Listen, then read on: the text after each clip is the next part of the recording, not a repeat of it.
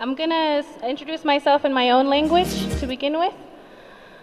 Yat A Shae Jahan Giran Yenisha, Torich Edni Nishled on Na Kaitlish and Nebashish Chin, Lash Che Dasha on Na Kaitlish and Dashanelle, Teotoi Dent Nasha Ado, Tinshagent Nasha Iasi.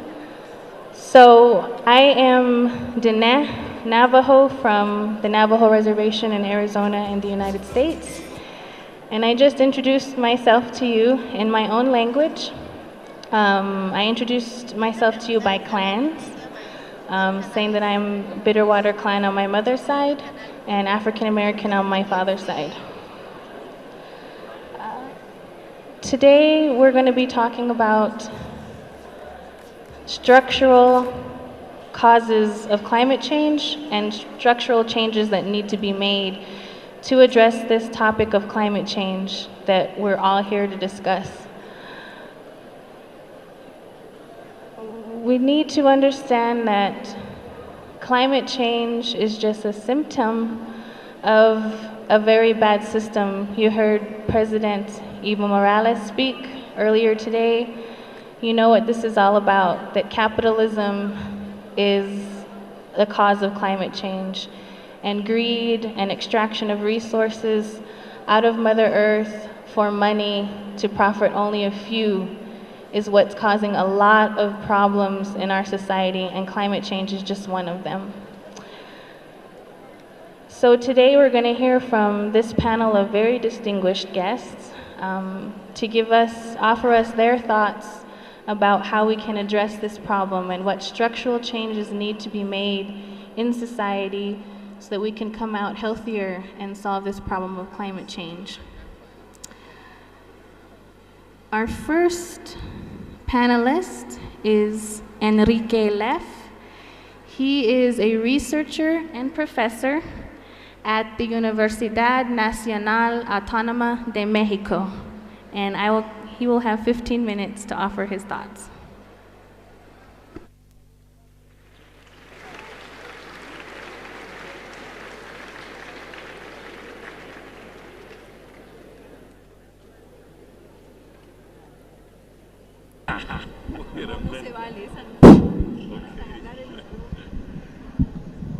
Muy buenas tardes a todas Good afternoon y a todos. to everyone here present. Señor Presidente Honorable Evo Morales, President Evo Morales, compañeras y compañeros companions todos, all, es un it is a privilegio, true privilege. un privilegio en mi vida It is a privilege el for my poder life estar aquí to be en here esta cumbre today de in los this pueblos, summit of the people of the world, donde finalmente where we can finally se le da la palabra a los pueblos voice para que our hablen, opinion, para que to speak reflexionen, about para que aporten sus the imaginarios, reflections and sus the dreams that we ilusiones, have, sus merecidos reclamos and the due para ocupar el complaint lugar that we que offer ocupan en as esa we tierra, occupy y a desde place ahí on this construir planet, and on la the basis of that sustentabilidad. to create a sustainable system. Causas estructurales. Structural causes. Hoy en la mañana escuchaba Today in the morning, los lúcidos discursos de la I heard the inauguración bright speeches y todos, of the Inauguration Act, todos and everyone adjudicaban agreed con contundencia al capitalismo that capitalism la causa is de the la true degradación cause for the ambiental, degradation del of the cambio environment, climático, of the del shifting of the climate, desquiciamiento de la naturaleza, of the del violation of our empobrecimiento de earth, los pueblos. and the impoverishment of the people. Y yo coincido, I agree. tienen razón They en are ese absolutely diagnóstico. right in that diagnosis. Pero tenemos que entender But we have to cómo understand es que la humanidad how is it that fue humanity capaz was able de to construir construct al tiempo que at the rate imaginaba that he had estar constructed construyendo la sociedad the society iluminista, that we live in, el which is iluminismo an de illusion, la razón, la ciencia clarividente. this clarivident kind of ¿Cómo science. es que fue How capaz is it de possible construir to have esta created this estructura, illusion este of a structure, artilugio this magical institucional, trick, como lo denominaba as Carlo it had been Polanyi? mentioned by Carlo Esta Polanyi, falla histórica this que historical hoy nos flaw pone al borde that has brought de us un to the brim precipicio, of a de una cliff, situación nunca antes a vivida situation that had por never la been humanidad lived de by esta the manera. humanity as a whole in this Si en manner. algún momento la peste llegó a Tebas At some point in time, y conmocionó las pests conciencias attacked the de world, los griegos de and it aquella shook época even the ante Greeks el in riesgo ancient de la times muerte, while creo que facing death, nunca, quizás solo en el holocausto, but perhaps pero only después del at the time of the holocausto, el Holocaust riesgo de un we had come to genocidio realize the mundial perspective of a causado world por el genocide cambio climático. as a direct result of La this causa climate shifting. Es The cause is el mercado. the market itself, Esta fallida invención, this flawed de la invention civilización of moderna. modern civilization. pero cómo llegó, But cómo se how establece has this been esa conceived, causa estructural this structural para cause, desencadenar which el has cambio unleashed climático? this Hoy climate se habló shifting? de que Today genera, we had spoken efectivamente, y that todo it el mundo had lo sabemos, created, y and muchos as de we all ustedes know, lo viven, many of you la live desigualdad, this, la pobreza, the visión. inequalities and poverty La throughout the injusticia. world, the injustice of this Pero world. ¿cuál es la relación But what is the entre el relationship sistema capitalista, between the capitalist entre system, la racionalidad económica, the economical ese artilugio, rationalism, esa and forma that de magical pensar la trick, that producción y el way of cambio thinking climático? of massive Creo que ese production punto es and the esencial. shifting of the climate? Y I ese think that punto issue is esencial essential, puso el dedo en la llaga un and that is the ilustre point that has economista, been stressed by a very famous economist, Roberto Renan, olímpicamente olvidado, who had been completely y no forgotten, escuchado and all of his studies por had los been economistas cast en aside primer by lugar, economists to pero al begin with, mismo tiempo but also por el mundo. by the world in general.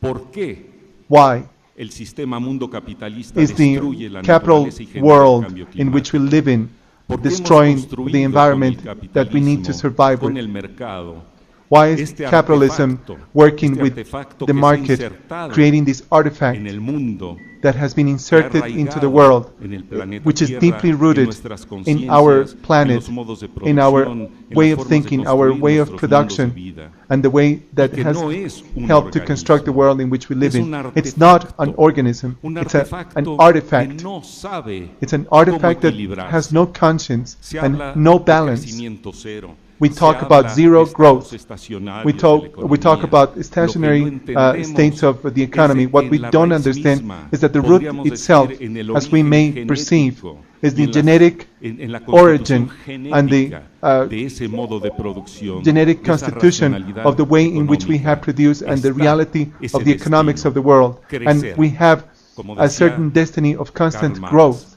el As llamado Karl del Marx capital es had said, crecer o the morir. call of capitalism Y el is to capital grow or to crece, die, and capitalism capital se constantly alimenta grows, but it feeds fundamentalmente de mainly naturaleza. from the nature, El capital from the natural transformó world. la naturaleza, Capitalism que es has fuente changed de nature, imaginarios, fuente de cosmovisiones, en la cual se sienten los pueblos de la tierra comunicados, It has changed nature, which is the center of a hermanados, cosmovision. parte de la naturaleza.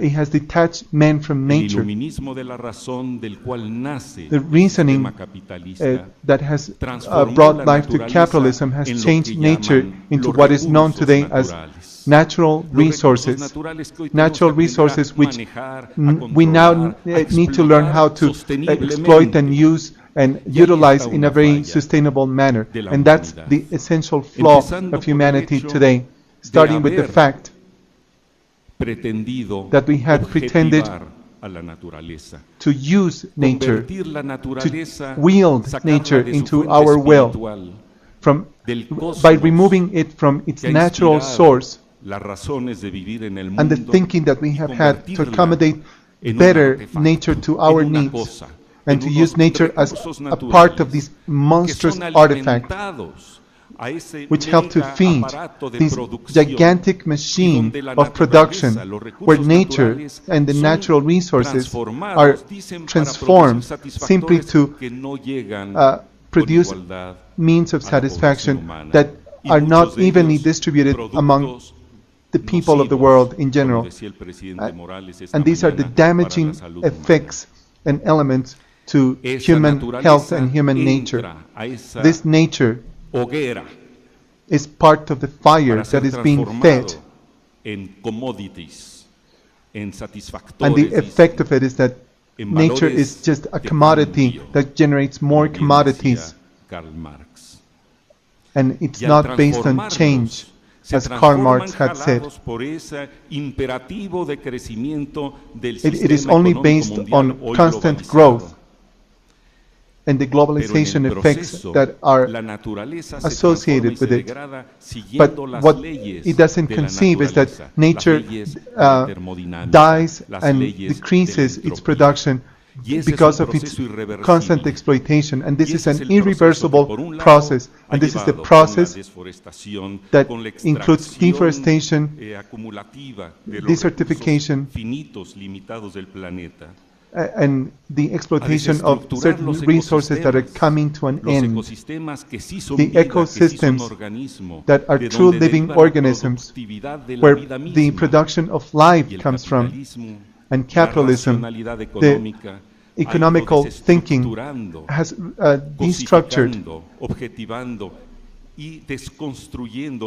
deconstructing, disarming the system of life, the yielding of life in our planet. When matter is introduced into the industrial system, it degrades everything in an unstoppable manner, and the constant production system has brought our world to an unavoidable ending, a tragical ending.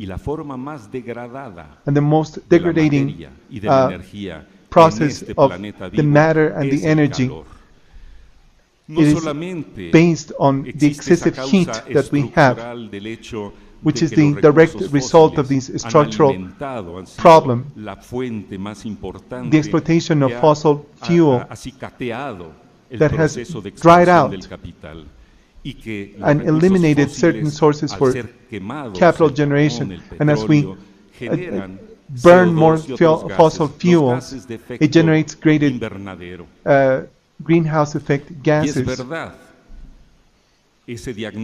And that diagnosis that has been spread around the world, that the climate shifting is generated by this greenhouse effect, which means that the CO2, especially the greenhouse gases, prevent the gases that enter from the earth into the earth from the sun, have remained on the atmosphere of the earth, and the effect of that has created this climate shifting and certain processes that are ever so more intense, with meteorological effects that have destroyed the ecological system, and the shifting of the people. All of it is a direct result of this enormous process. But we shouldn't just stand here with the diagnosis in our hands.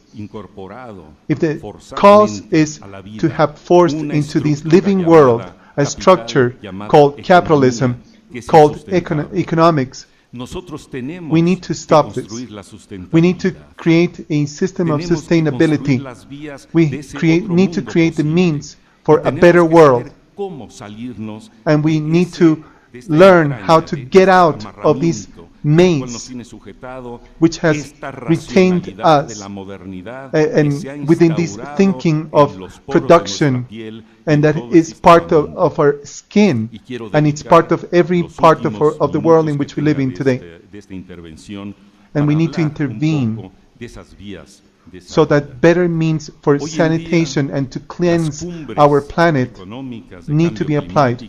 The summits around the world in which we have spoken about the shifting of the climate, about issues that affect all of humanity, it is intended to restore some of the flaws that we have, some of the problems that we have. As it has been said by sociologists, is the idea to have a better awareness and reflection about these issues, about science and technology that has created this modern world.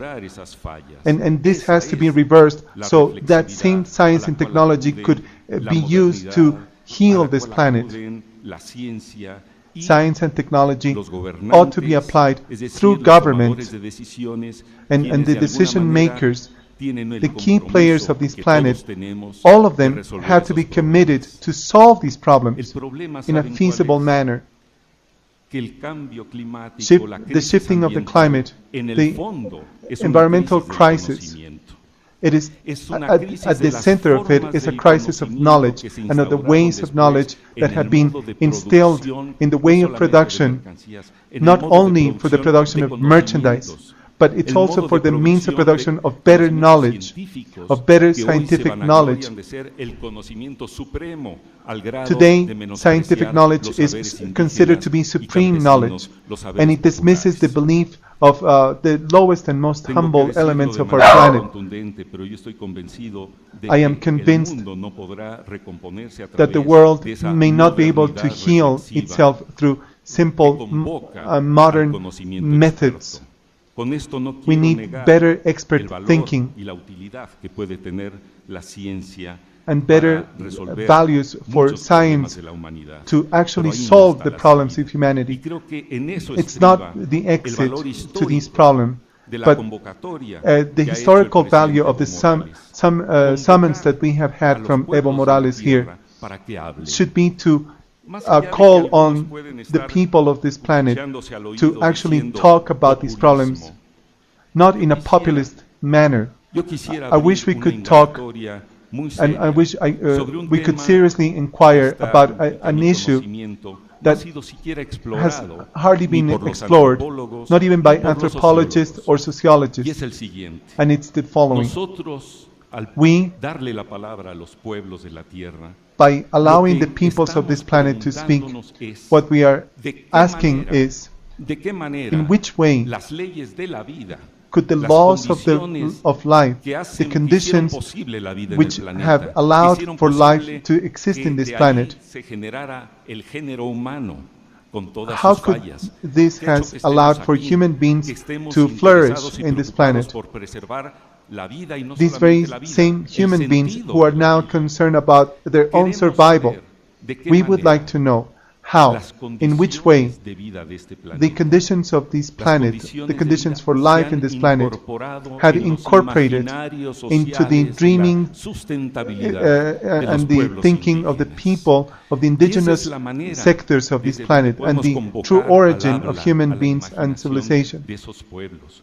porque If we could call ellos on the han knowledge of these incorporado, ancient han peoples, arraigado if we una could learn condición de how vida they que began si no fuera their por form ello, of life no estarían aquí presentes in harmony with después de nature, todo este largo and they have proceso survived de through so many colonización y de centuries conquistas of que han colonization buscado and war erradicarlos, and como se dijo esta of mañana, de governments la that had tierra, tried to o eradicate these integrarlos people, al modelo civilizatorio and they que had es tried to excluyente y que es force them to insustentable. accommodate to this modern society that we live in. Ese es el gran sentido de esta convocatoria. I think that that's important Convocar, about the summons that we indagar, have been called upon, para que se presenten, para to que inquire and to hear esos the imaginarios, peoples of the esos world, imaginarios the que indigenous son people del vivir bien, who have true del buen imagination vivir, and dreams about de living las well, not cosmovisiones just tan surviving, diversas que han construido and the diverse esa riqueza de things la and humanidad, que es issues su that have diversidad created cultural, true wealth que es la to diversidad our de people, formas and de the diversity comprender of el cosmos cultures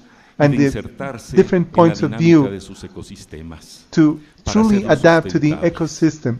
Con esto no quiero decir que esos I'm not saying that conocimientos sean those ni knowledges, científicos those forms ni of knowledge perfectos. are perfectly Lo que quiero scientific decir es que yielded ahí está convocada thoughts, toda una humanidad but que ha sido it is a excluida, form of que humanity no that has been tiene constantly la excluded, palabra that has not para been allowed to sacar speak. a luz y They had desde not ahí been entablar allowed to say una anything. construcción colectiva But if we de la could listen to them, sustentabilidad. we could possibly La find the means sustentabilidad for nunca a será- better sustainable world. Nunca será lograda Sustainability mediante may los never be mejores achieved artilugios by de the la economía del magical mercado tricks y la potencialidad provided de la by the innovación marketing científica y departments of tecnológica, que the sabemos current que es mucha. economic La world. sustentabilidad del planeta, The sustainability no of solamente our en términos planet, ecológicos, not only in en ecological términos terms, de cómo los pueblos quieren vivir but su in vida en regards la to tierra, how the people of tiene this que planet estar can live on this construida planet. It has to be desde las constructed formas que se on han the basis incorporado en sus vidas, de in which sus huellas they históricas, have desde su incorporated potencial themselves creativo. in this world, Y voy and a the terminar. creative ¿Cómo vinculamos means that they have esta provided to pluralidad these de modos de survival vida? over El thousands of mundo years. unificado por el mercado The world tiene unified que by the market desconstruirse y la has sustentabilidad to tiene que ser un deconstruct mundo de la itself diversidad. and create Si el a world mundo of sustentable better es el diversity. mundo de la diversidad This no diversity es solamente la is not only biodiversidad, biological la de los diversity, géneros vivos. is not diversity of the living organisms. It should be diversity of all the cultures of this planet and of all these ways of thinking, the dialogue of this knowledge around the world, which would help us change the paradigm where the monotheistic, single, selfish thinking of the modern world has dismissed the peoples who had survived with so little in the past.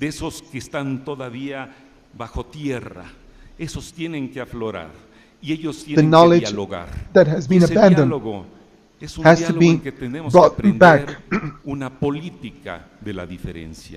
And there has to be a policy about diversity, about differences. We shouldn't enclose our thinking in one way of imagining the world.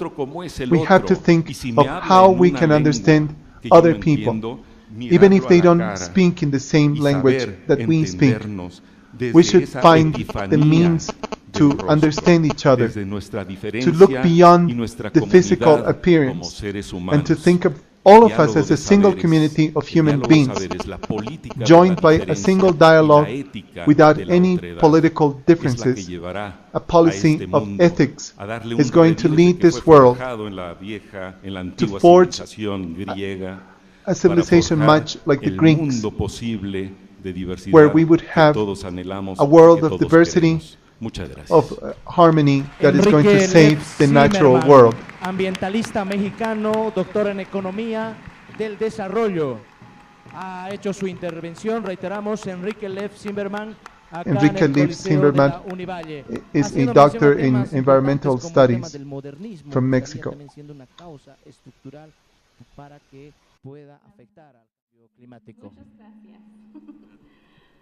Our next speaker is Edgardo Lander, who is a professor of social sciences at the Universidad Central de Venezuela in Caracas. He is one of the leading thinkers and writers on the left in Venezuela and is actively involved in social movements in the Americas that defeated the Free Trade Agreement of the Americas. He is also currently a part of the steering committee of the Hemispheric Council of the Social Forum of the Americas. Let's welcome him. Intelectual investigador del Instituto Transnacional de Integración y Comercio, Edgardo Lander.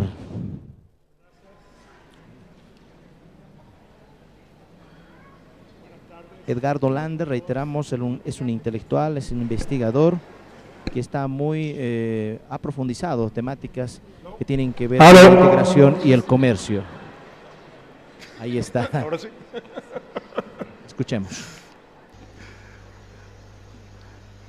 Buenas tardes. Good afternoon to everyone here present.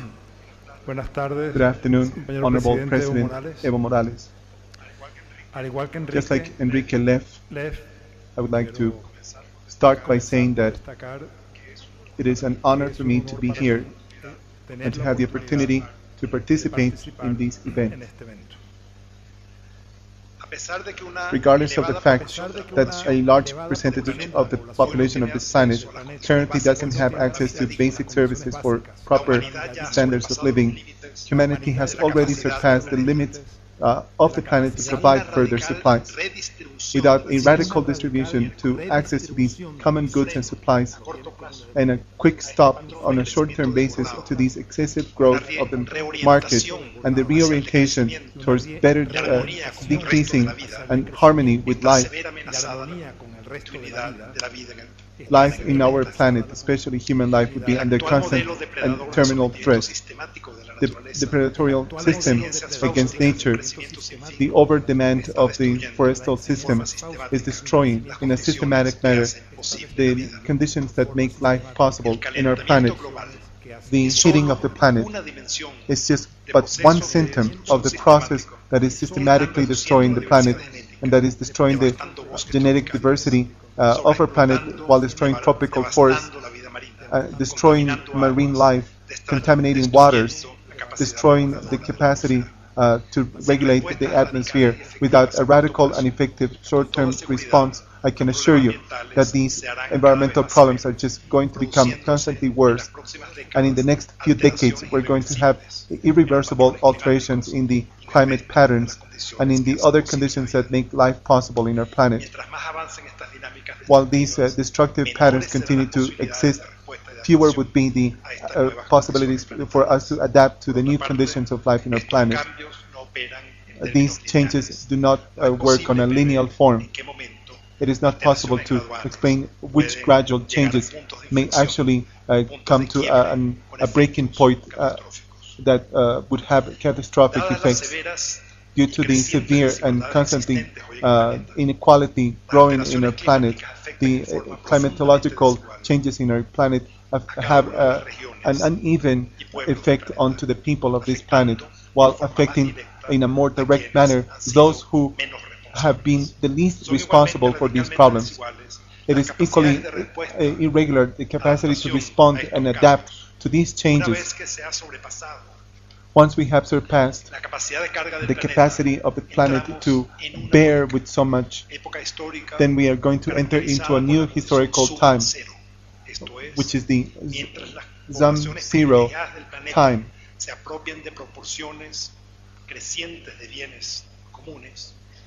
at which time a certain percentage, a minor percentage of the population is going to retain control of most of the resources of the planet.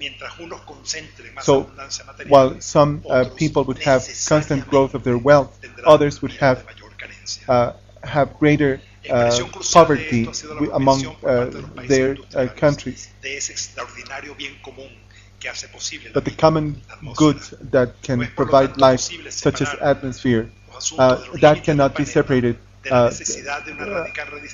it cannot simply benefit the rich or the poor. Common goods are necessary for everyone, and environmental justice has to oversee this distribution of these common goods. The constant growth of crime and war, massive migration, the increase of racist policies, futile processes is going to create a global apartheid that is going to constantly destroy society as we know it. All of this requires immediate and urgent responses. The speed at which the conditions that make life possible is incredibly terrible. It has been accelerating in the last few decades, even though we have learned that this constant excessive consumption is destroying life in our planet, regardless of the many meetings and international agreements that we have had in the last few years, and regardless of the constant care of the governments worldwide, the environmental crisis continues to be the #1 problem in our planet. And the constant destructive processes that we have, and the diagnosis that we have had as to how this is going to affect nature, the way in which the international debate has been constructed, all of this constitutes a series of policies that have distorted the true issues, and it provides certain solutions that do not provide real solutions to solve these complex problems that we are facing today. It confronts certain critical issues, such as the atmospheric deterioration of the environment. But we have not taken into consideration the constant growth, infinite growth in a planet where it has elements that are going to come to an end soon.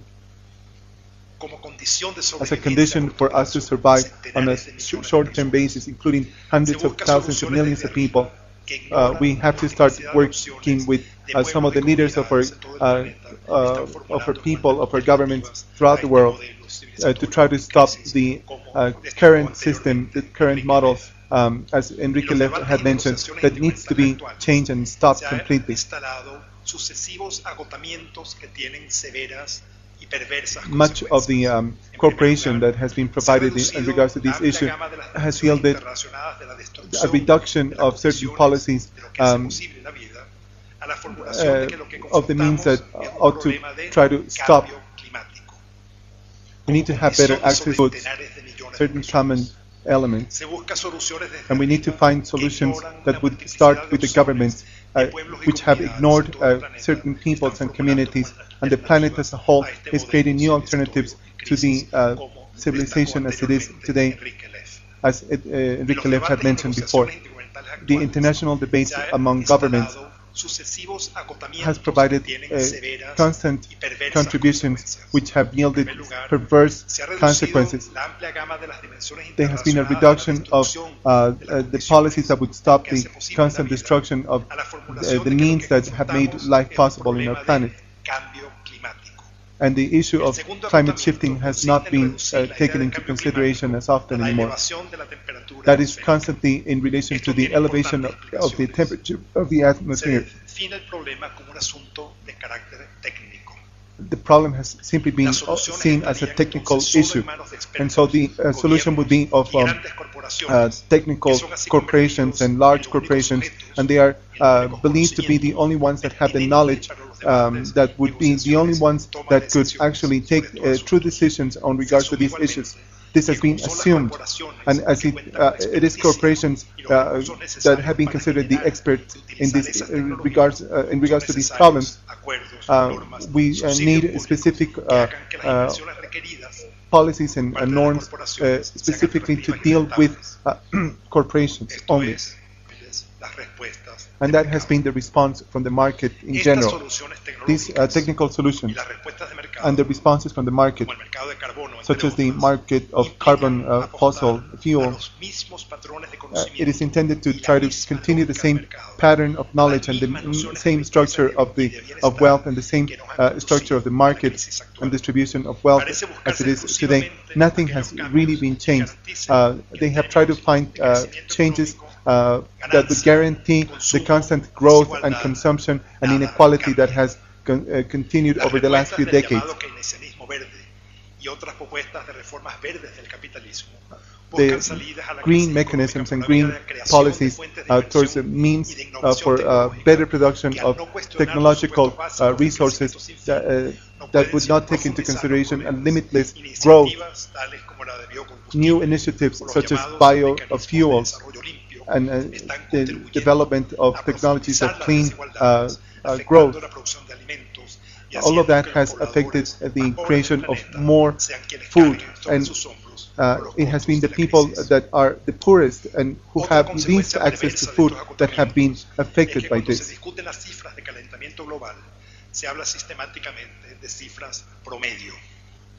They have talked specifically about a certain average percentages. They have talked and they have debated about specific issues that have led to the variations of the temperature of the planet, which have not happened in a very homogeneous manner. An increase of the temperature by 2 degrees could cause 3 or 5 degrees of increase of the temperature in Africa and other places, and depending on the specific characteristics of each area, a single degree of increase in the temperature could cause major problems in certain specific areas. In certain areas where just 1 degree has increased, it has endangered the survival as that has limited the amount of rain and so on. As we had mentioned before, the capacity to respond to these problems is completely unevenly distributed. The countries in the northern part of the United States, in the northern parts of the world, they have to take into consideration some of the populations of the southern islands in the southern hemisphere.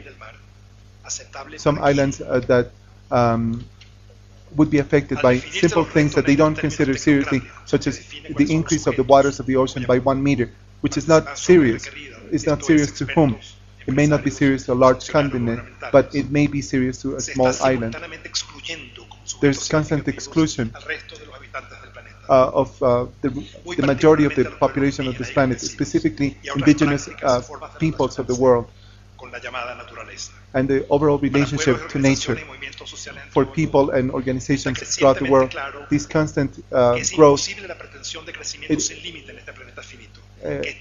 has been clearly understood that it is not possible to have this endless growth and constant consumption of the resources of our planet.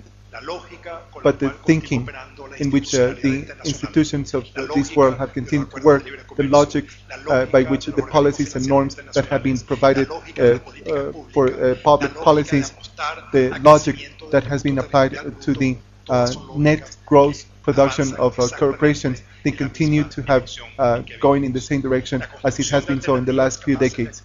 The capacity for us to have the ability to create a new society that would be more democratic and equal to everyone and in harmony and respect of nature, this would require deep global changes. The regime of capitalist production is guided by the maximization of profits on a short-term basis. It demands for companies to search new technology and new resources and new workers and so on. These processes are incompatible with life.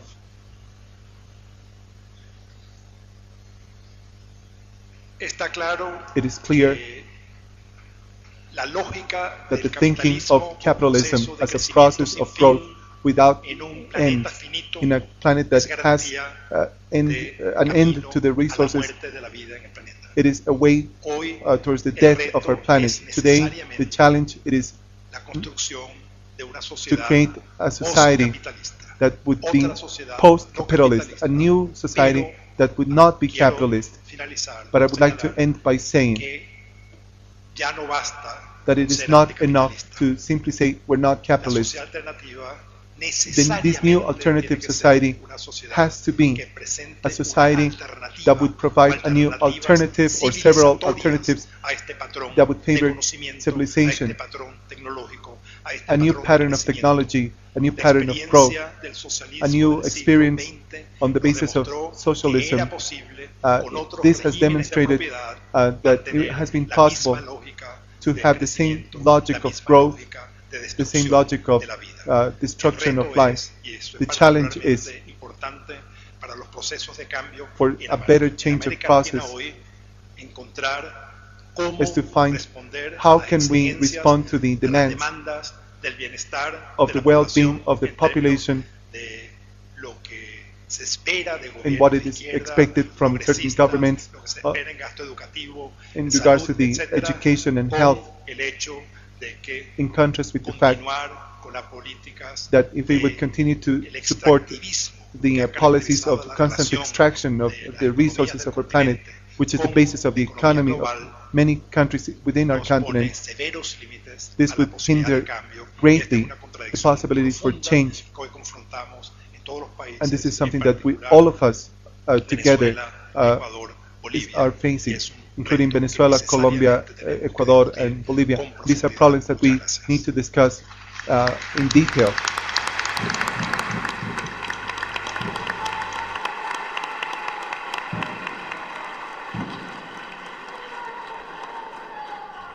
Ha hecho uso de la palabra Edgardo Lander, intelectual investigador venezolano que ha evaluado por una primera parte los cambios climáticos en función a los efectos que tienen en el planeta, como también ha hecho un análisis ya en el marco teórico de lo que es anteponer un nuevo sistema socialista a lo que ahora está en el mundo, un capitalismo que según el señor Edgardo Lander será difícil asumir la posibilidad de que culmine este sistema capitalista si es que no hay puntos de encuentro entre los gobiernos que posibiliten tener una propuesta en contra de este sistema. It is certainly a pleasure to be here, and for those English speakers who haven't had earphones, now you can listen to something and understand. But I'm sorry, I wish I could give this in Spanish. The way I look at it is that there are some key aspects of the system which are really critical. And the first one, and the most important, is that capitalism is a system which has to expand. This is the central issue regarding the environment. The whole purpose and the drive of capitalism is to accumulate profits without end. There is no other goal to the system or those who own capital and are investing. The needs and the desires of the wealthy people are satisfied through the workings of the system, but the needs of the poor are not. And this is because, of course, the class nature of capitalism and its need to turn all goods and services into commodities, whether they're basic human needs or whether they're luxuries. And when everything is a commodity, those with little money suffer. When a capitalist economy is growing slowly, there is a lot of pain and unemployment, and the system is in crisis. It needs to grow, and it needs to grow rapidly. And it has the impulse to keep growing and growing rapidly. We know that capitalism is an economy that knows no boundaries and by its very nature must grow. And when slow growth occurs, governments take measures to stimulate consumption and growth. We also know that Mother Earth, her resources, and her environment are destroyed by a system of perpetual growth in which capital accumulation is the only driving force. As businesses grow from small to large, and they expand, and they become concentrated into huge corporations, one of the main ways to stimulate growth is by advertising, convincing people to consume more and more. A marketing specialist wrote the following, and this is a quote from a person who believes in the system. Our enormously productive economy demands that we make consumption our way of life, that we convert the buying and the use of goods into rituals, that we seek our spiritual satisfactions, our ego satisfactions in consumption. The measure of social status, of social acceptance, of prestige is now to be found in our consumptive patterns. This is not from a socialist critiquing the system. This is from a marketing specialist saying this is what we must do to make the system grow. This leads to consumerism in the upper and middle classes, as well as the upper working class, with people being brainwashed and being convinced into buying more and more. And studies have shown that all this consumption does not make people any happier at all with their lives, or happier or satisfied with their lives. In capitalist economies, there's no such thing as enough, either from the point of view of the accumulation of wealth or the accumulation of commodities. As President Morales has said, there is no such concept as living well in capitalist societies, only living better, which implies that there is never enough.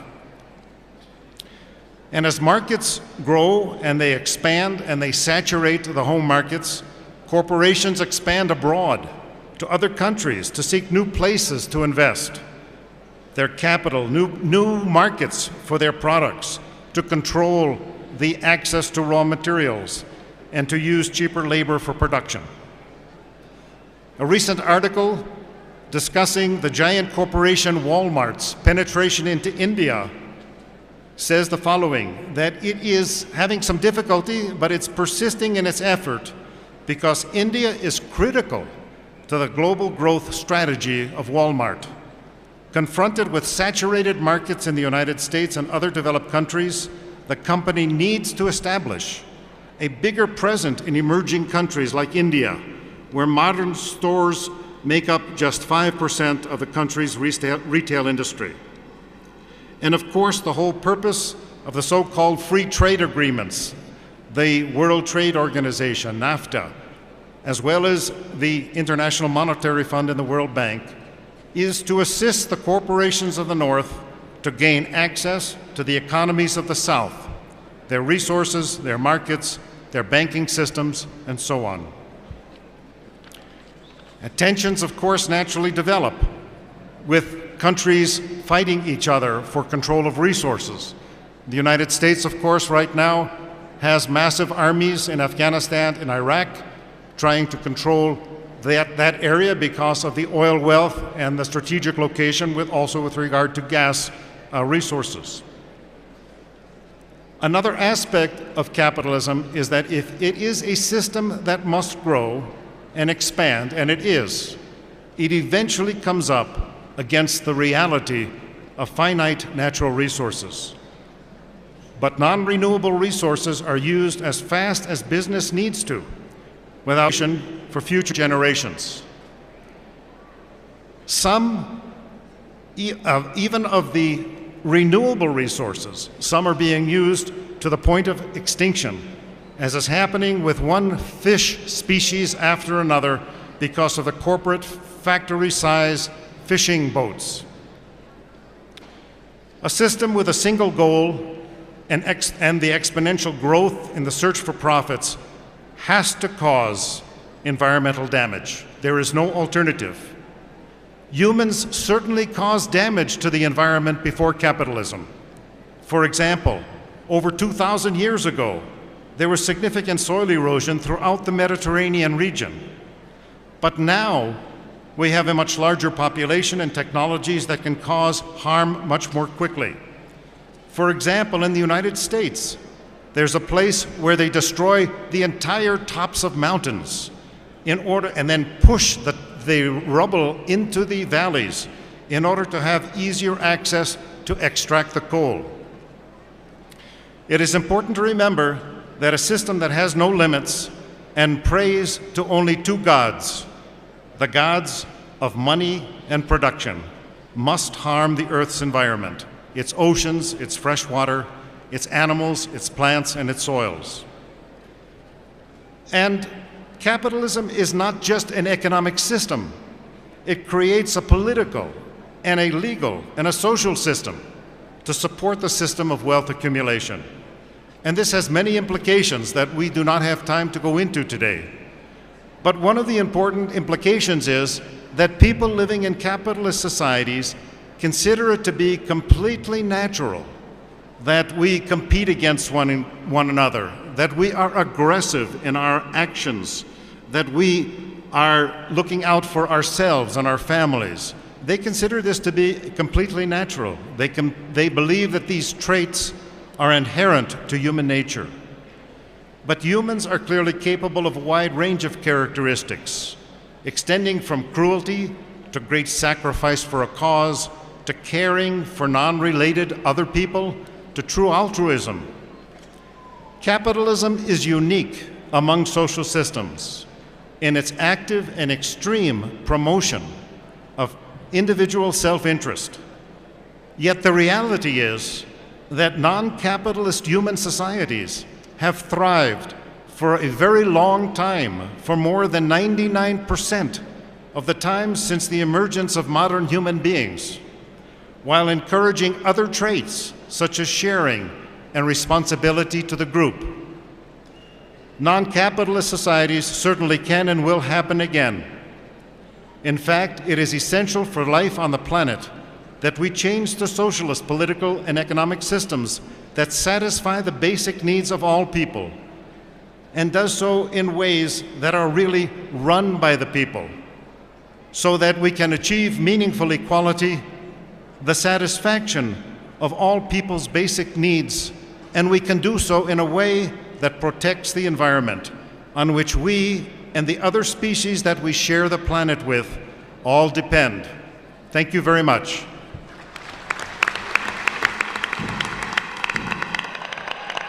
Fred McDuff ha hecho uso de la palabra haciendo una reflexión en lo que es el actual sistema capitalista y los cambios que tendrían que haber en lo futuro, en una reflexión profunda para poder conseguir un cambio de pensamiento en los países desarrollados. Continuando con los panelistas, el representante de África. Presidente. Buenas tardes, compañeros y compañeras.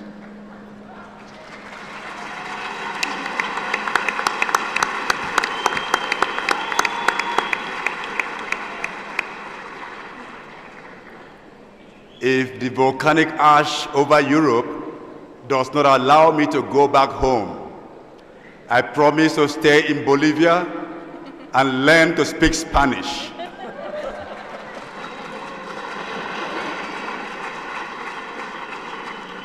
So that when next I visit, I will habla español. Now, this panel, the question that this panel is addressing sounds subversive in a sense. In a sense, if you consider the bishop Hilda Camero, the Brazilian bishop, who once said, "When I feed the poor, I am called a saint. When I ask why are people poor, I am called a dissident."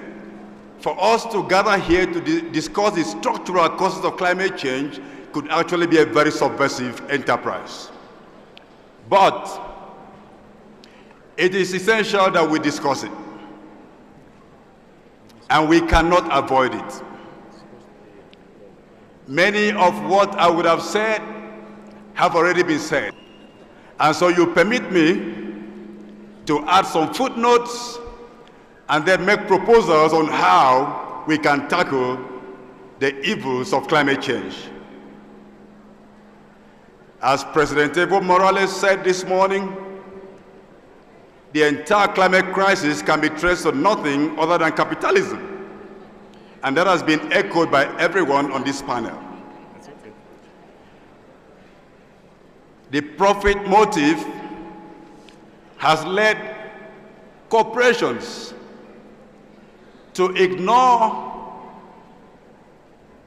the rights of Mother Earth and the peoples of the world. I give two examples. Number one is the very unacceptable way tar sands are extracted in Canada, in First Nations in Canada, and the way crude oil is extracted in Nigeria, my home country. If corporations were not driven by the profit motive, they would have, of necessity, paid attention to the degradation of the environment, to the destruction of people's livelihoods, and to the very negative impacts on human rights wherever they operate. Now, the other issue we've spoken about this afternoon has been militarism. And militarism and the petroleum industry are in a very unholy wedlock. The two drive each other. And the more military adventures are carried out in the world, the more fossil fuels are extracted, and the more the atmosphere is stocked with carbon.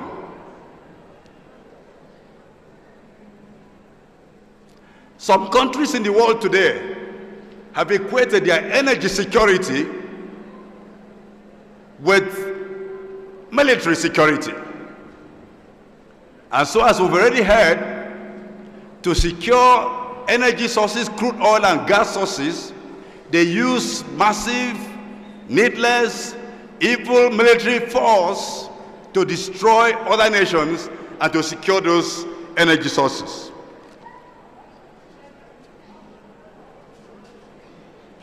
We also know that another basic structural cause of climate change is the mode of consumption. I was speaking with a friend from Europe recently, and he agreed with me that the average European consumes 7 times more food than the average African every day.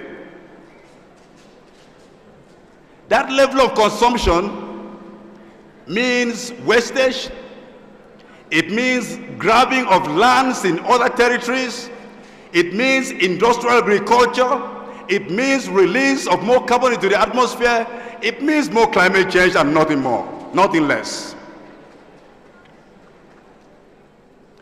Now, the whole official climate debate has been driven by governments and politicians who are nothing more than hypocrites. This is why the UN system would permit the World Bank to position itself as a climate bank. I mean, how could the World Bank control climate finance when at the same time the World Bank is financing dirty energy, as they did last week by approving about $3.5 million loan to ExCom, the South African Power Energy, to build coal power plants.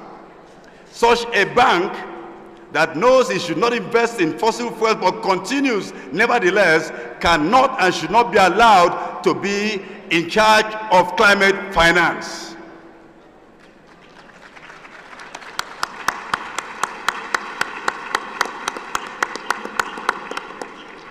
Now, some positive things to cheer us up. What can we do? I was so impressed, so happy to listen to President Morales giving examples of using ceramic pots and cups, and maybe not this one, because this one breaks, this one pollutes, and the need to use ponchos rather than plastic raincoats. All these talk about basic levels of production and recognition of indigenous knowledge and wisdom, and a return to civilization that can sustain the world and preserve a future for our children and grandchildren. If we continue in this mode of production and consumption and refuse to slow down and look back to how things should be done and have been done, we would, like other civilizations in the past, wake up one day and find that we are no more. I give a quote from a former Saudi minister of petroleum. I like to make this quotation. He said, "The Stone Age did not end for lack of stones. And so the crude oil age will not end and may not end for lack of crude oil." This means that we have to shift from this model of civilization and begin to look for a sustainable way. Otherwise, we'll do nothing. We can do nothing about the rampaging crisis of the climate. How can we make this happen? Number one is to reclaim people's control of people's resources. When people have a control over their resources, they will have a say about how these resources are extracted and used and how it impacts themselves and their future. Number two,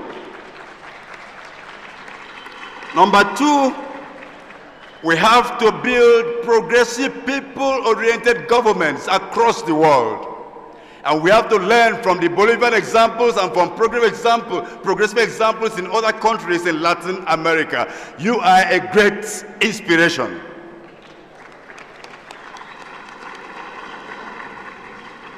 Number three, we have come as peoples to deliberate on the climate change in a situation contrary to what happened in Copenhagen, where we're locked out of the conference, beaten on the streets. Peoples across the world must now join hands and develop strategies of direct action to combat sources of carbon emissions and the corporate powers behind them, right at source and at home. Number four, we must legislate, and every country in the world should begin to have Mother Earth rights in their constitutions. I've seen the example of Bolivia, the example of Ecuador. Every other nation in this world should enshrine the tenets of Mother Earth in their constitution as a way to assure that we don't encourage destructive extraction. Number 5, we have to create real linkages between mass movements in the global north and mass movements in the global south. And one way we can do this is through litigation. And we are already doing this. Friends of the Earth in Nigeria is teaming up with Friends of the Earth in Netherlands to sue Shell for environmental degradation in the Niger Delta of Nigeria. And we believe that this is a good example about how we can cooperate and work in solidarity to be sure that nobody hides behind a corporate facade to destroy our environment and to destroy our climate. Number 6, peoples across the world, irrespective of what our governments may say, should rise as one and reject the Copenhagen Accord. The so-called accord is set to sentence Africa to total destruction because by the voluntary commitments, voluntary suggestions of emissions caused by countries, we are set to have a temperature increase of not less than 4 degrees centigrade, and this would mean over 6 degrees for Africa not survive under a temperature increase of 6 degrees centigrade. And so everyone should rise and reject and condemn the Copenhagen Accord.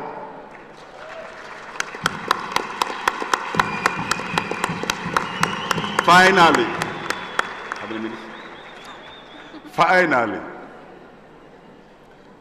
some of us may not like to hear this, but we can't run away from the truth. Climate change is caused by the store of carbon in the atmosphere. And we cannot stop climate change unless we stop increasing the store of carbon in the atmosphere. And the biggest sources of carbon are fossil fuels: crude oil, gas, carbon, coal, you name it. And so what shall we do? I've heard about carbon capture and sequestration, some crazy ideas about geoengineering. People talk about genetically modified trees to absorb carbon from the atmosphere. All these are nonsense. There is a solution that does not require technology transfer. It is not speculative. It is foolproof and will not fail. Simple. All we're demanding, and we're saying this in Nigeria. I've heard it said in the Yasuni, I'm sure you're going to hear about it in Ecuador. I've heard it said in the Lotofan area of Norway in Europe. Simple solution. Leave the crude oil in the soil.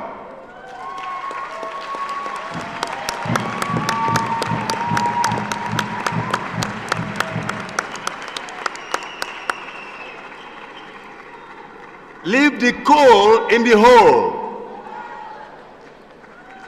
and leave the tar sand in the land where Mother Earth kept it. If we do this, we don't need technology, we don't need finance.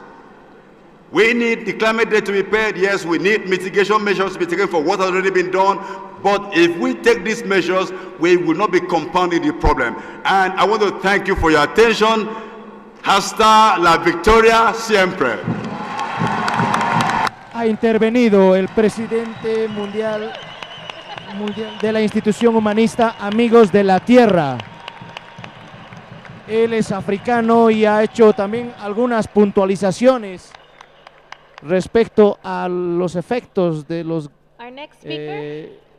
gases como el carbono, que son de alguna manera tienen consecuencias para el mundo. También ha ponderado lo que el presidente Evo Morales ha dado algunos ejemplos, como por ejemplo lo hizo hoy en el estadio de Tequipaya. Este representante africano ha ponderado que hay que valorar estos ejemplos.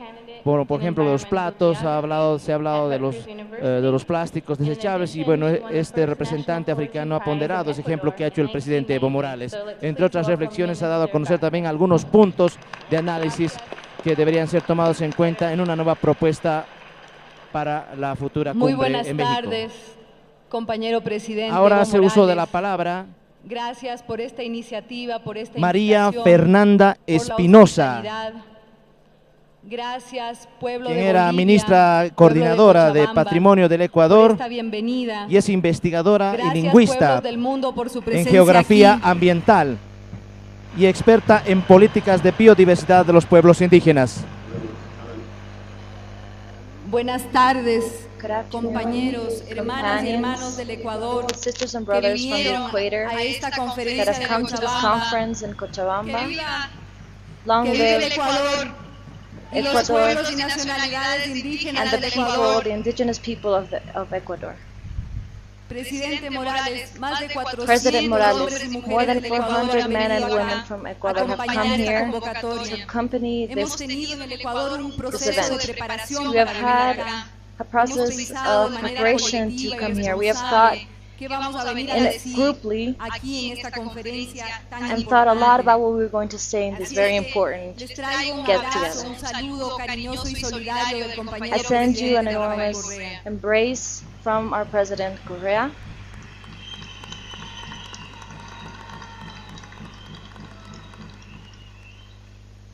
Vamos al tema. Let's start with, Después de este with our saludo topics after this greeting. emocionado de ver a tanta We're very gente que excited está to pensando see en all un of these futuro people who are mejor, thinking about a que está better pensando future, en el who are rediseño thinking de una about nueva redesigning sociedad, a new que está society, pensando en who el has suma thought causai, about en el buen vivir summa para causai, todos y the para todas. well living for El everyone. cambio climático ha dejado Climate de ser change ya has un stopped tema para being a científicos, topic para for scientists, especialistas, for para specialists, personas que se for preocupan people del that medio worry ambiente. about the environment.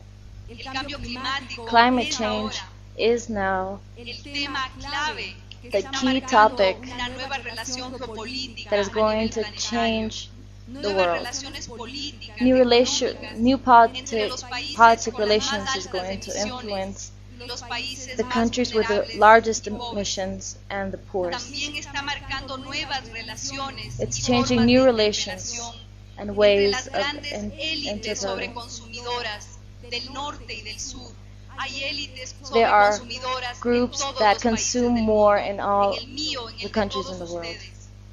Esas élites in mine sobreconsumidoras and in all of yours. interpeladas por los These humillados y societies ofendidos del planeta, que are también affecting están the en poor todos los people in rincones this del world mundo. that are also Uno de in los all of países que the tiene sectors in un our número world. impresionante de pobres que no tienen There is acceso a los an servicios enormous amount of básicos poor de la people salud. that do not have Es access un to país como los Estados basic Unidos, por needs ejemplo. like water Los and humillados y health. ofendidos están en todas partes del mundo. Poor people are El everywhere. cambio climático, les decía, tiene que ver Climate change has con to la do seguridad humana, with tiene human que ver security. con la It has to supervivencia de do los hombres y with mujeres aquí en este surviving planeta. women and Tiene men que ver in con la this vida. planet. Tiene que ver It con has el to summa do causai, con el buen vivir o el with vivir a the good plenitud. living or living Yo pienso que plenty. el cambio climático nos ha hecho reflexionar y Climate change has pensar made que us reflect cuáles son las cosas on que están en the riesgo, things que that nos are at estamos risk, jugando ahora things we en are el planeta Tierra. risking in this Están en planet. riesgo la soberanía At risk y are la libertad de los pueblos del the mundo, liberty of la soberanía the societies in the alimentaria,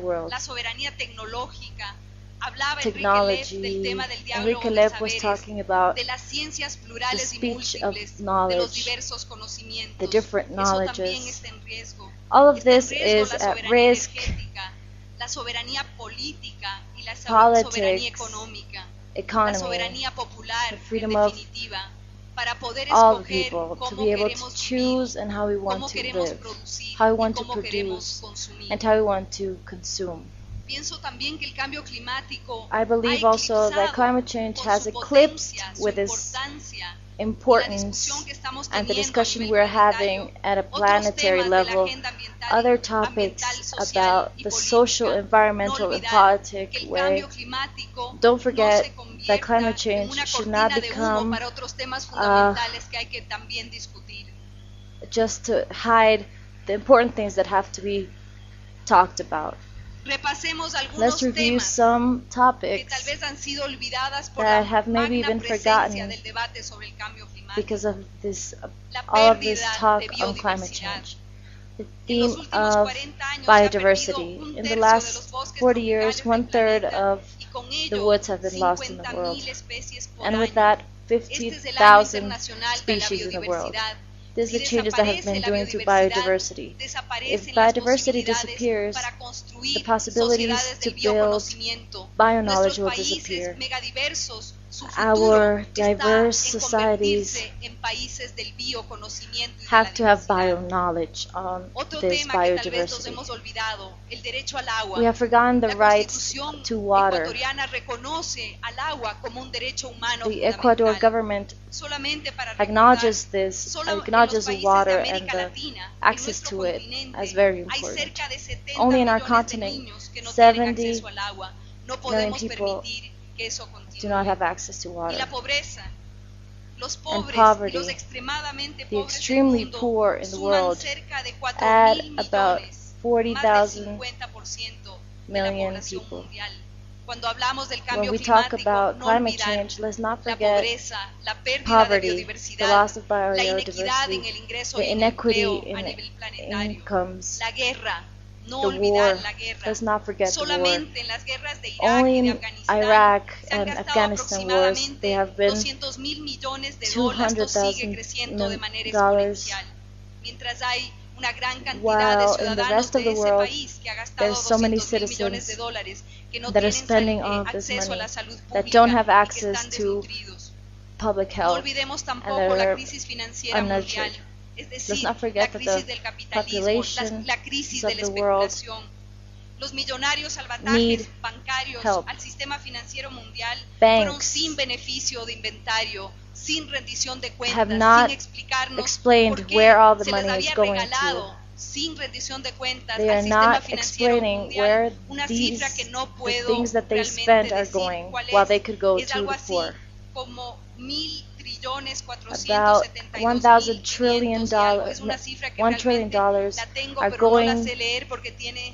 are being lost and not being explained to the people.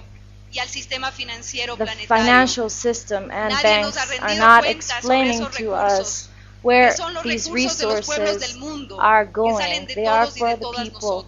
They are for all of us. The climate change crisis is therefore a symptom.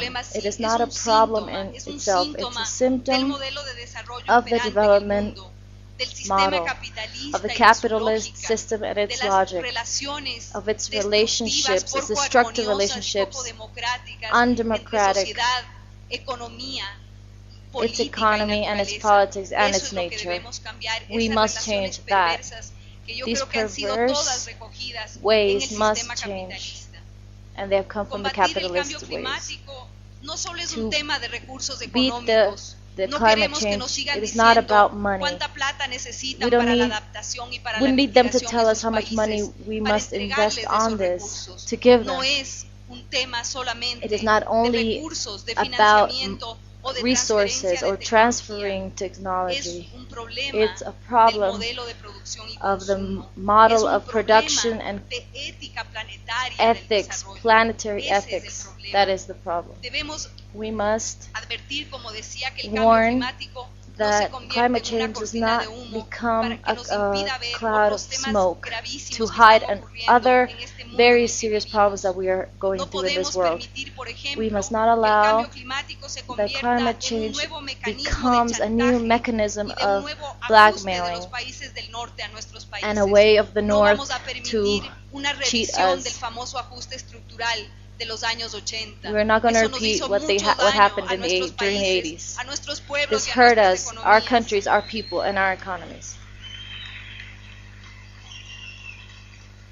I want to tell you something. Last week, the United States suspended help to Ecuador for its climate change agenda because Ecuador didn't add to the Copenhagen Agreement. It was a punishment that the United States did to Ecuador because it did not sign this. This agreement did not consult with all the governments and all the populations of the world. This was signed by few. The Ecuador will not accept these ways of blackmail. In exchange, the president of Ecuador, the Ecuador people have told the United States with a lot of seriousness. We offer the United States $2.5 million of cooperation if the United States signs the Kyoto Protocol.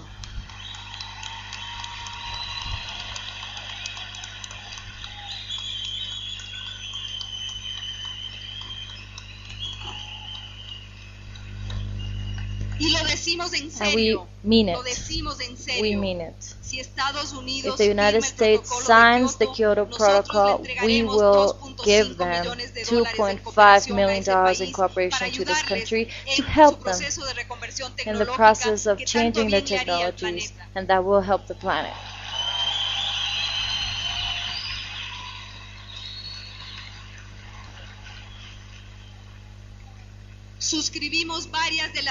We wrote many of these ideas that have brought us here to this big forum of the people and the irreverent thought that we share here. We write and we agree with this conference of climate change to support all of the people, these excellent ideas of this president, the Bolivian president, Evo Morales.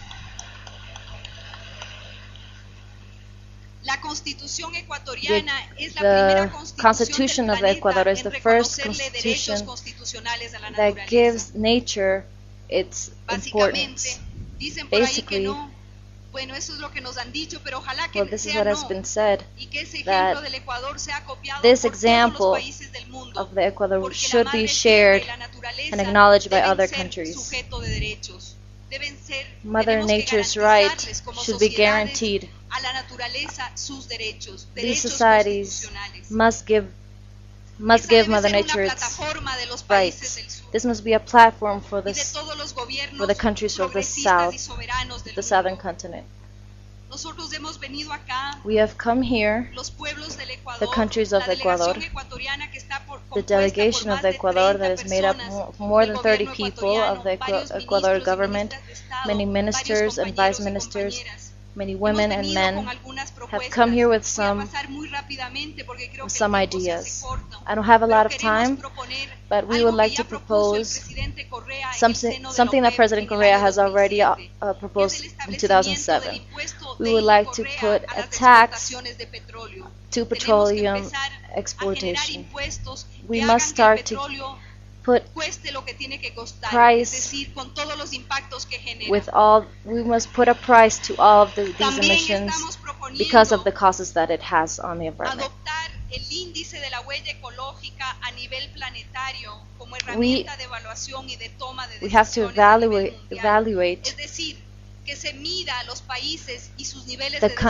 all the countries and all of its development according to all of the emissions that it has into the world. What are the countries, the more developed countries and least developed countries, according to our effect on the environment? I'm sure this will make a huge change. And of course, that countries like Bolivia may probably be number one. Countries like Ecuador may be number 2 or 3. It's not about a contest, it's about a new ethic, a new planetary ethic to judge and to judge ourselves. That's why the importance to evaluate the ecological impact. That's what we have also called the economies of the North, to support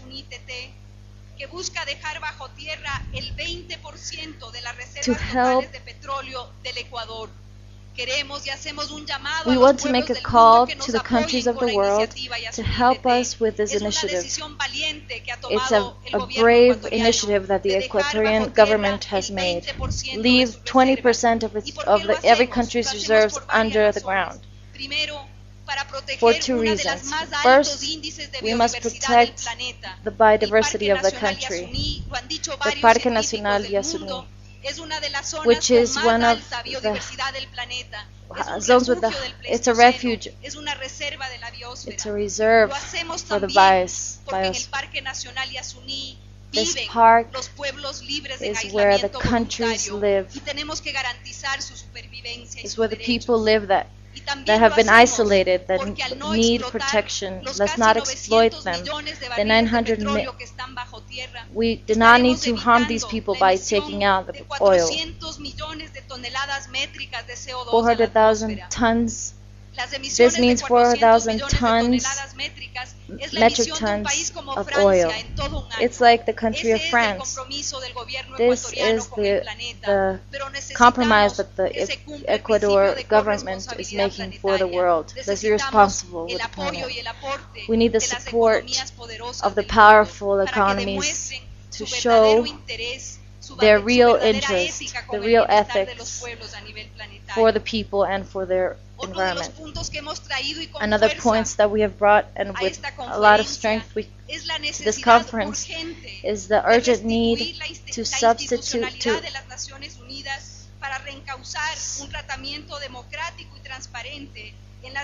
we need more transparency in the division and the decision taking in the climate change talks. The United Nations must not only limit itself to a few.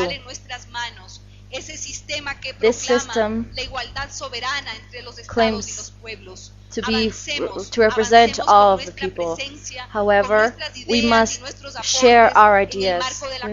Everyone must participate in these talks. Let's not let them take these decisions from us. It must be a democracy. It must be transparent.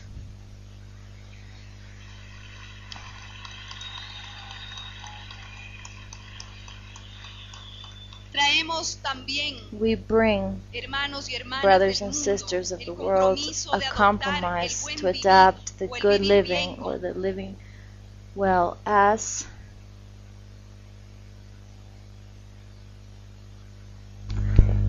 stopped again.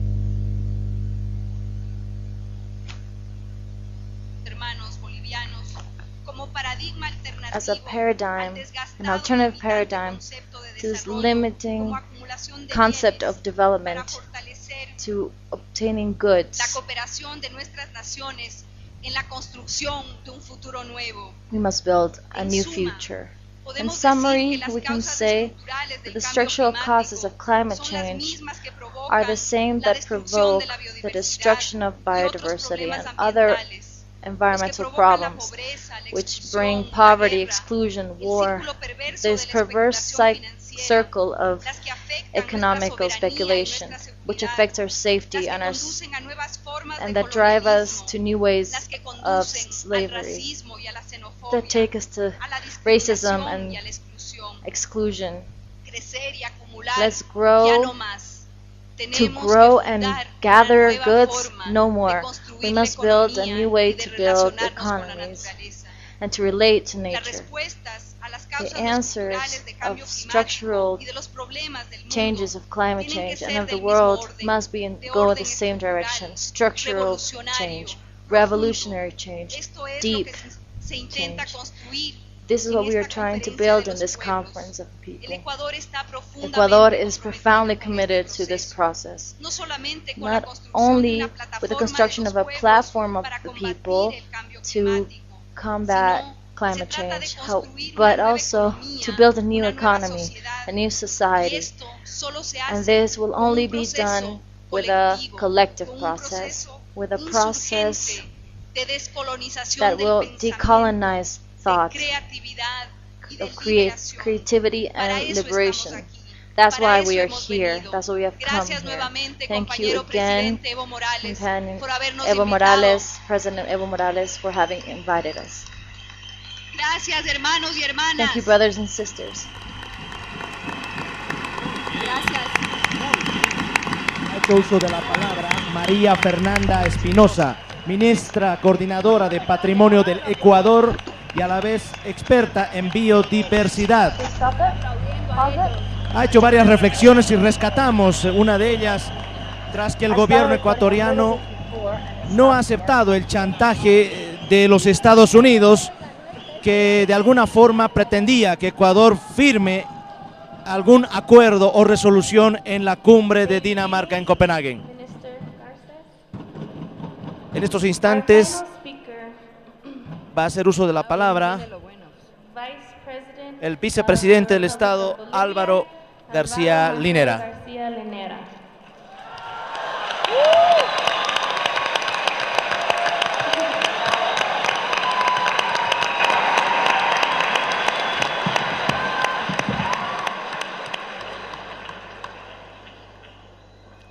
Good afternoon to everyone. A warm greeting to our brother, companion, President Evo, who is here in this debate, to the social leaders of the various indigenous, farming, popular, student and academic organizations of our world, the green ponchos. All of you, welcome here. A warm greeting to all the international delegations, to this, your country, Bolivia, to this piece of land which is part of this planet of ours, and it welcomes you with open arms.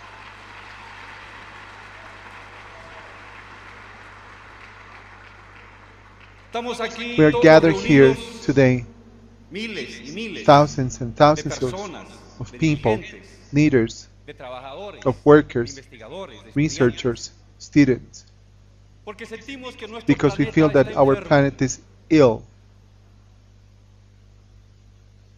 And we see this every day.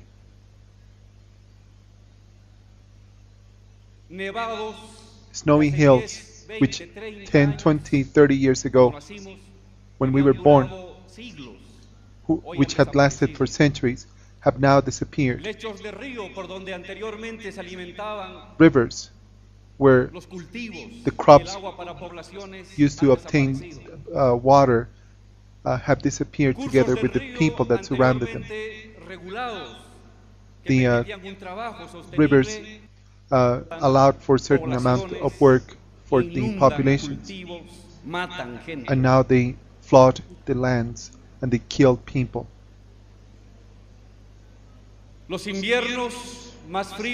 Winters are becoming constantly colder and the summers constantly warmer.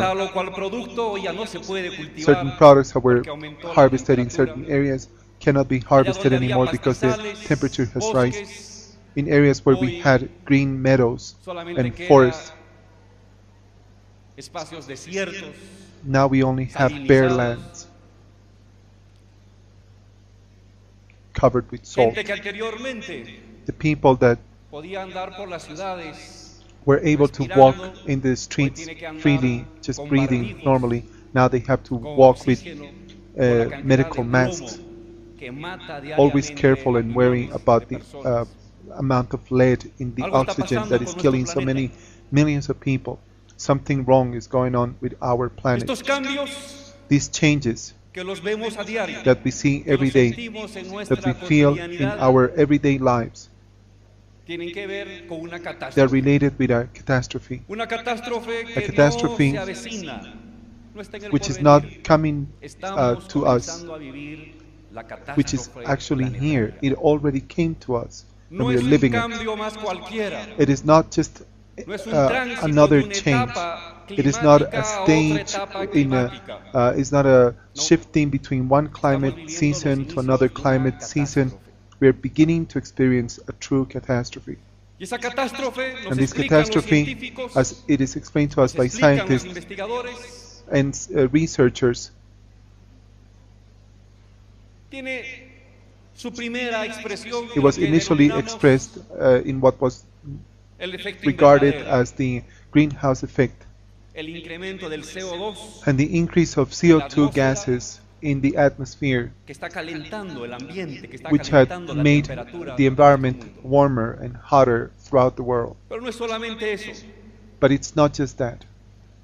The researchers have explained to us that every year we are releasing 6,000 to 8,000 tons of CO2 per year. And the average, about 300 years ago, was about 300 to 600 tons. But the most serious issue is that the mechanisms that nature has to process carbon, to absorb carbon, is being destroyed nowadays. There's an increasing and alarming increase of the ocean's biomass, which allowed for a part of that carbon to be absorbed by the seas and by the life that exists in the sea. There are regions in the seas around the world which are not just weak receptors of carbon, but they actually release carbon, and they continue to feed this greenhouse effect, and they continue to increase the temperature of our planet. Maria Fernanda was explaining to us about the degradation of the forest. About 300 years ago, 40% of the forest, which means the lungs of the world that absorb the dioxide, the carbon dioxide of the planet, have disappeared. For every hectare that we deforestate, that we destroy, in the eastern part of our country, in the western part of our country, in the north, 100 tons of carbon monoxide is released into the atmosphere, which increases the risks of these of this global warming. In these initial 150 years of increase of temperature of our planet, the overall temperature has been increased by 0.6 degrees, and in certain regions like the Antarctica, this growth over the last 30 years has been 0.7 degrees. The results are prolonged droughts, a decay in the agricultural production, a decrease in the production of cereals in specific zones,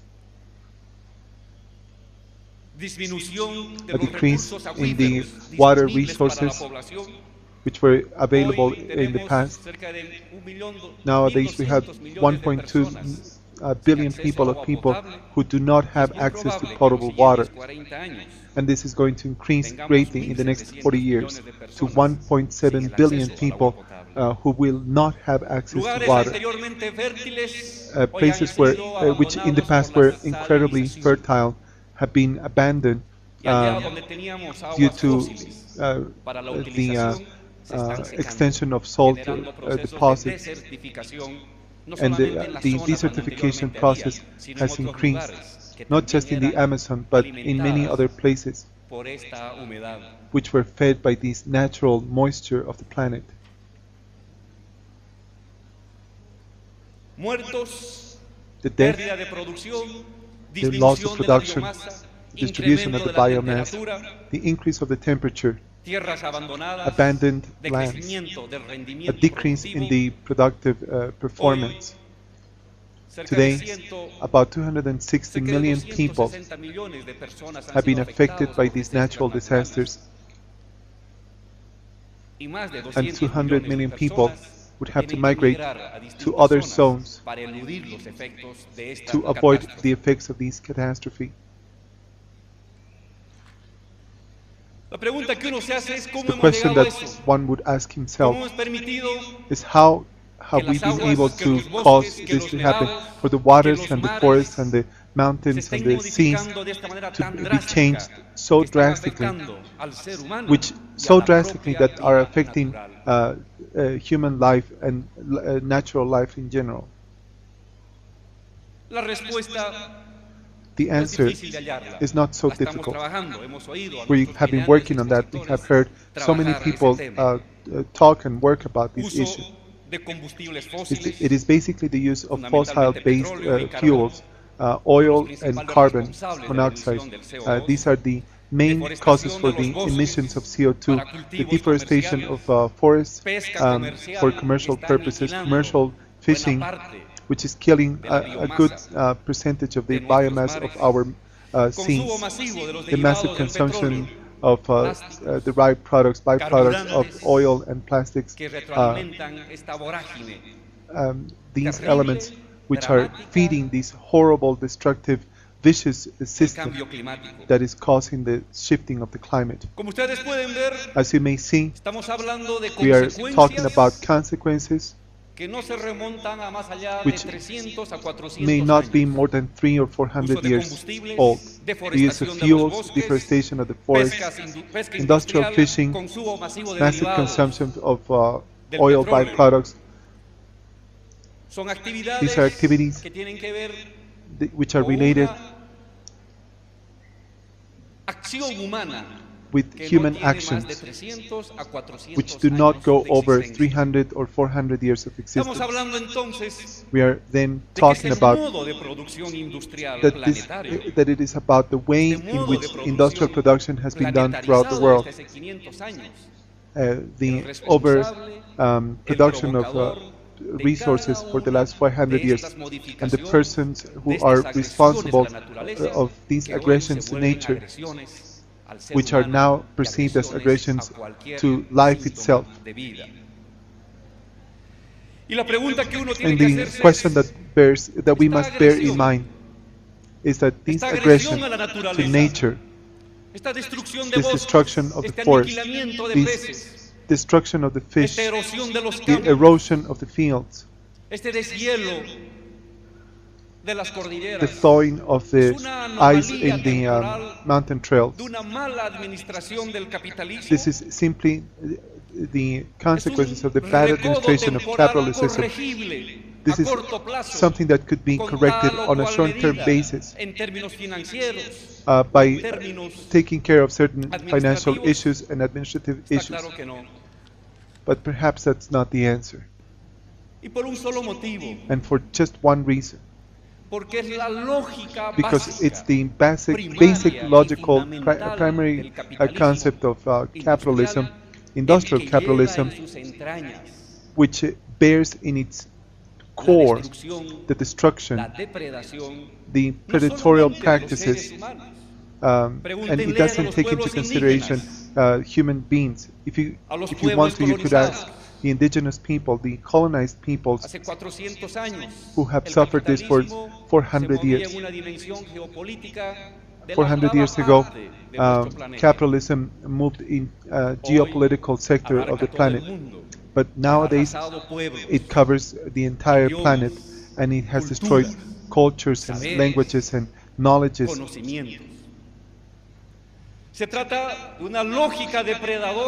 We are thinking about a predatory method that abuses human beings and enslaves the people. Whatever could be done to create more profits, including killing or extracting any goods, it's good. It's what we need to make more money.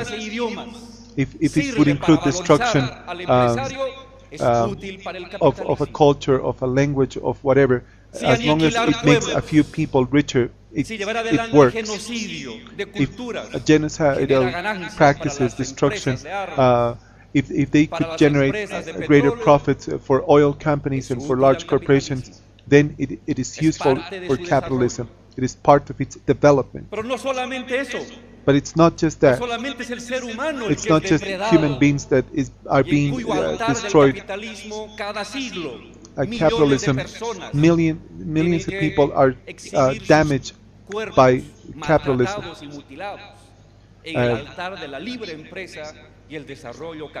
Their bodies slashed and destroyed in the altar of adoration of capitalism and money. Millions of people are killed in wars by the military force of capitalism.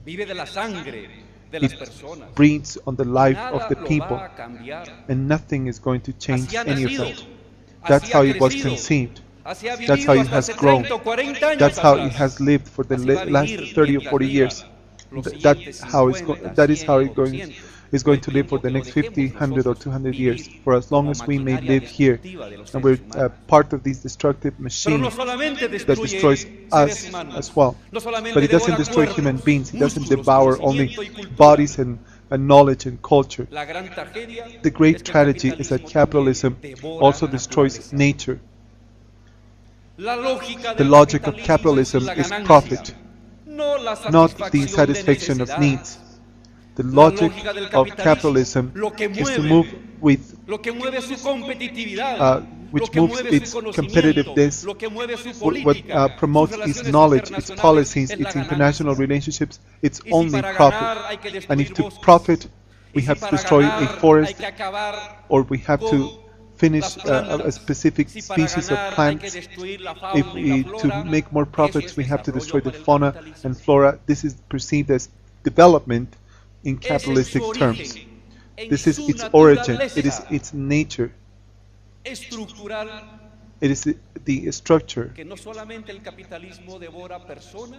And capitalism does not only destroy people, but it begins gradually, dramatically, and in a suicidal pattern. It begins to devour nature, the resources that we have. Capitalism is sustained over a logic of domination based on human nature and its capacity to produce, and then its intellect and its thinking capacity. And nowadays it includes nature and forests and rivers, water reserves, mineral reserves, the diversity of life, the biodiversity, and that is why the capitalism has the nature not as its purpose, nor as the conception of its activities, but as a means, as a tool. It is the only regime of production in the world of the last 6,000 million years, from Homo sapiens, in which nature was the means for production. And now it has become just a tool, something to use. Nature has become what we need.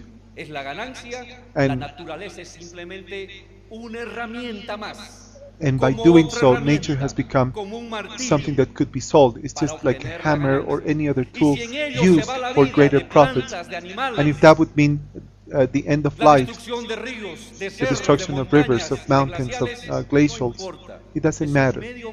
It's just another means to create more wealth. It is within this destructive thinking of nature as a means of production. It's just a tool to produce more profit.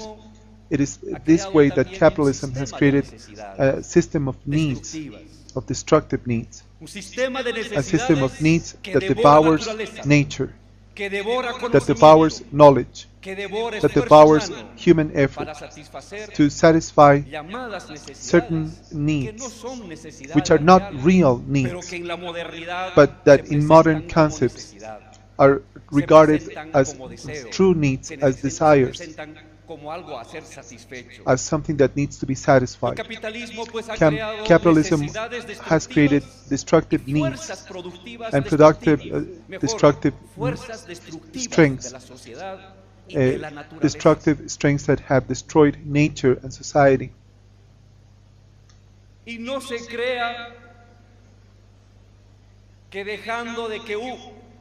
And you should not believe that by leaving, that by stopping to produce something, we had solved the problem, because somebody else is going to come and take over. The logic of the market dictates that if one doesn't produce something, somebody else is going to do so.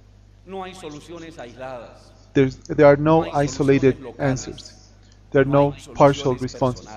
There are no personal solutions. Either we all stand together, or we will all be destroyed.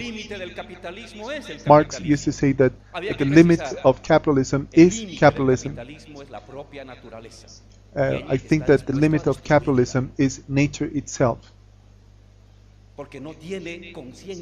Because capitalism doesn't have a consciousness about its historical horizon, because its only reasoning and operation is profits, is wealth, is the valorization of capital. Under these circumstances, which options do we have?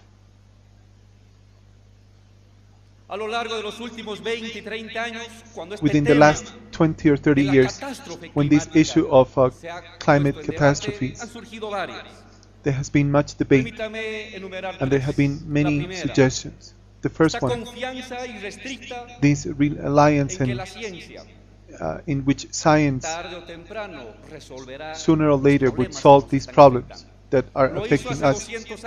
That was claimed 200 years ago. that was claimed 100 years ago, and it is being claimed right now. Yeah, we're destroying life and nature, don't worry about it. We're going to find a new form of fuel, we will find a new form of knowledge or technological development which would allow us to replace that nature or to allow us to survive. But this is a suicidal illusion. There is no limited development, as Professor Lander had explained. This suicidal illusion, relying on science and knowledge, these theories, these bets by governments and countries in the development world, in the developed world, these are mechanisms that do not coincide with the idea that CO2 has to be eliminated.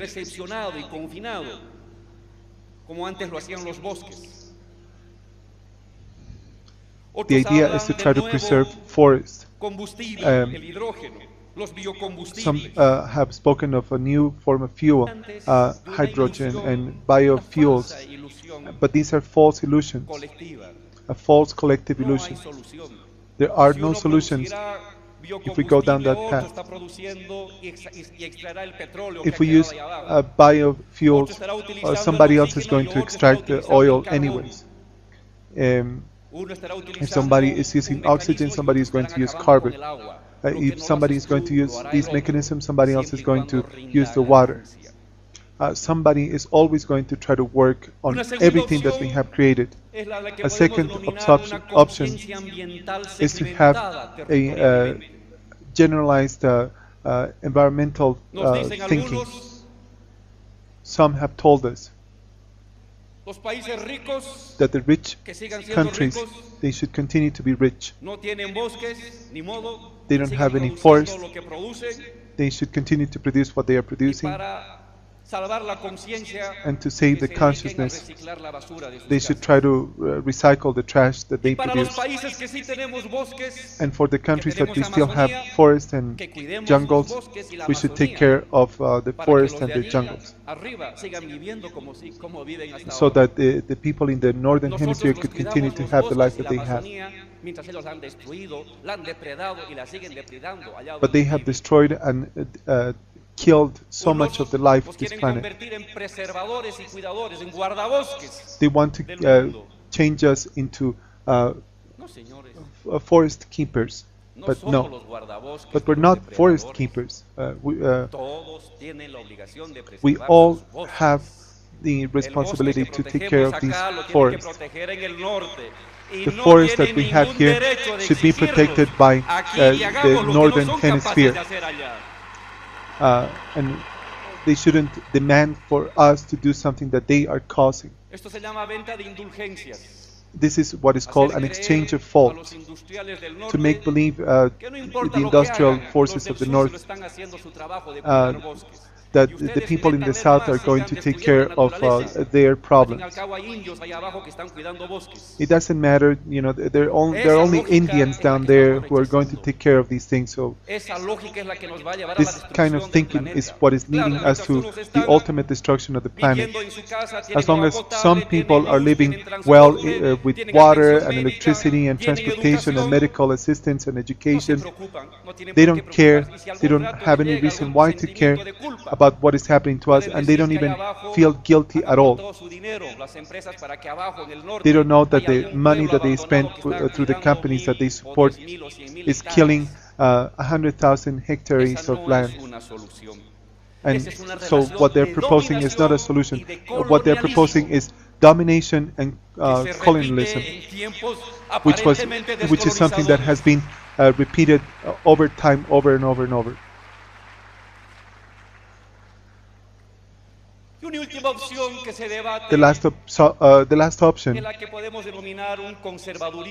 is to have a romanticized conservative kind of thinking, which would say, all right, there's no solution in the industrial world.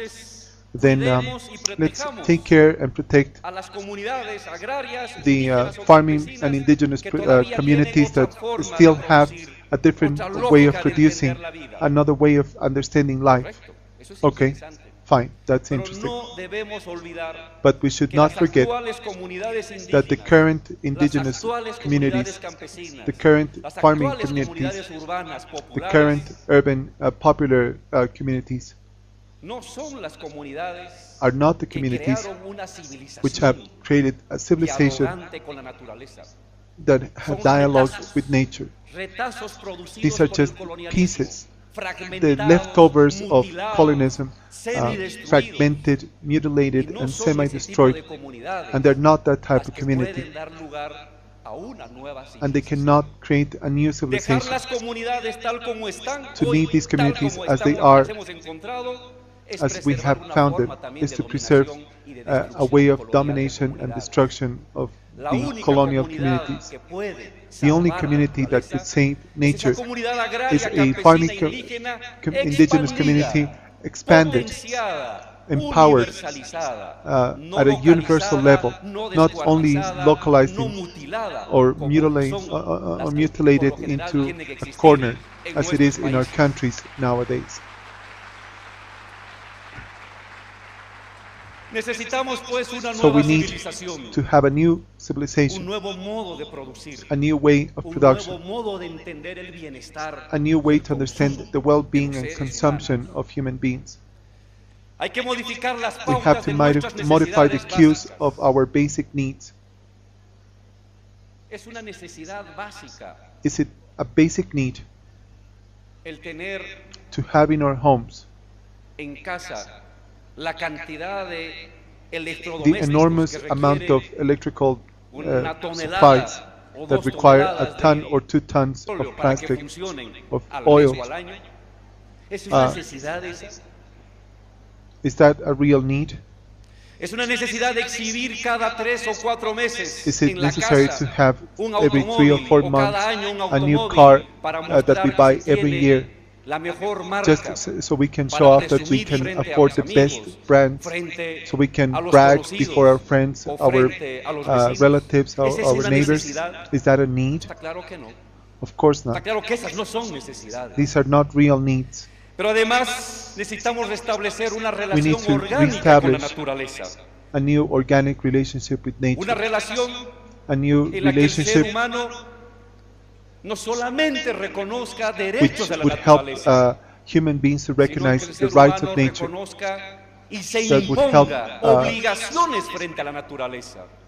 that would help human beings to impose certain obligations to themselves.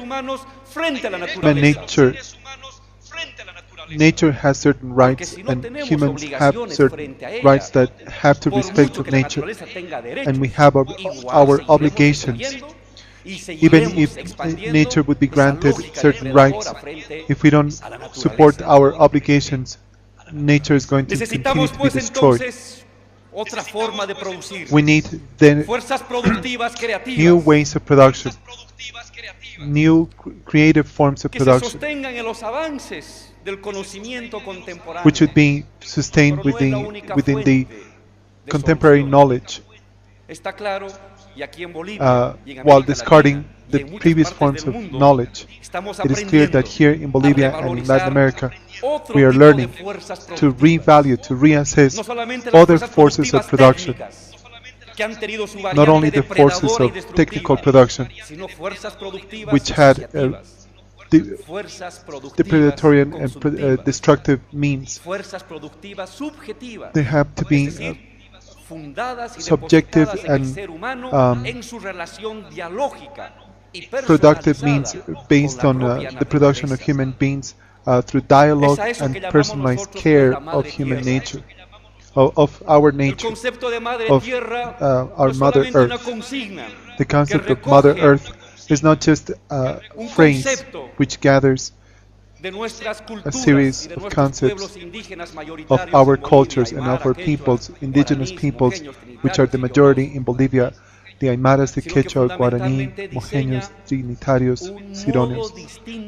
But it also designs a new model of production, a new model to relate one another with one another, and a new technique.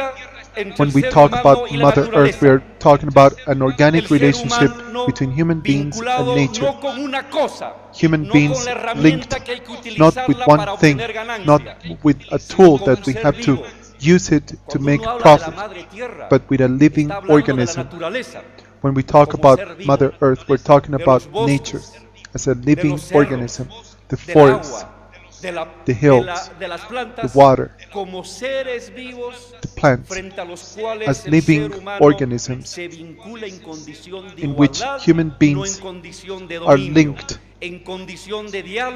as equals. We're not to have control of these elements, but we're supposed to have dialogue and care for these elements. But when we talk about Mother Earth, we also talk about the dependency that we have to our mother. We are children of this mother, and we have to learn from it, and we have to nourish it. When we say Mother Earth, we admit that we are related to it, and that we are subordinates of something much bigger and more powerful and more sacred than any human creation. This is nature. Within the concept of Mother Nature, of Pachamama, there is a dialogue of giving and receiving. We receive from nature what we give back, which are equally as beneficial. The concept of Mother Earth, it's not only philosophy or folklore. It is the formula that would design a new model of production, a new ethical world, a new development of technology, a new model of consumption. It is here in Bolivia that in our constitution we have considered this as living well, as a practical, material, organized, intellectual, cultural, technological, and scientific solution against capitalism. 100 years ago, a woman called Rosa Luxemburg proposed the surpassing of capitalism, and she summarized the horizon of humanity. It would be either socialism or barbarian practices. Today, 100 years after what Rosa had said, we can say that it's either Mother Nature or barbarian practices. We can say Pachamama or barbarian practices, or as the President had said, Pachamama or death. This is the true meaning of human beings and of societies in the following decades, not in the following centuries. What do we do? We gather, we talk about this, we take certain decisions. How do we face these catastrophes? 1,000 different ways. Local resistance is necessary. The resistance of the farming groups, of the workers, of young people, of women, of students, of scientists. They can develop locally new responses to these predatory practices, from practical, personal practices that we have. How we consume, what do we eat, how do we move about. All of our thinking should be as to how to stop this predatory and capitalist system. A second task could be what has been proposed is the tribunals, the tribunal of environmental justice. And all the countries that, all those companies that have destroyed our future, that they destroy our present, and that they want to use nature, they have to explain what they have done, the creation of new forms of consumption on our everyday lives, in our families, in our collective world, the development of new alternative forms of technology, these creative forms of production and not destructive forms of production, which is the new way of thinking that ought to invade capitalism. But an important issue, and this is the last thing that I want to say, it is the issue of power. We cannot move forward the big struggles that we have simply from the realm of the civil society, which is what is most decisive, most central. This task of those who love nature, of those who want to defend nature and the natural resources, is to propose the resistance, better organization, better mobilization of the people, and the fight against capitalism. There cannot be a fight against capitalism if there isn't an attitude of serious change without ambiguities against power. Power is not everything, and the government is not everything, but government and power, they can contribute on the hands of socialist movements to favor human beings, to defend life and to defend nature. The horizon is to take over the power that exists today. Those sectors that have been neglected, they have to create a new revolution. This revolution has to be transmitted to our everyday lives, in our thinking and our beliefs. Our revolution has to be spread everywhere to change the structures of government.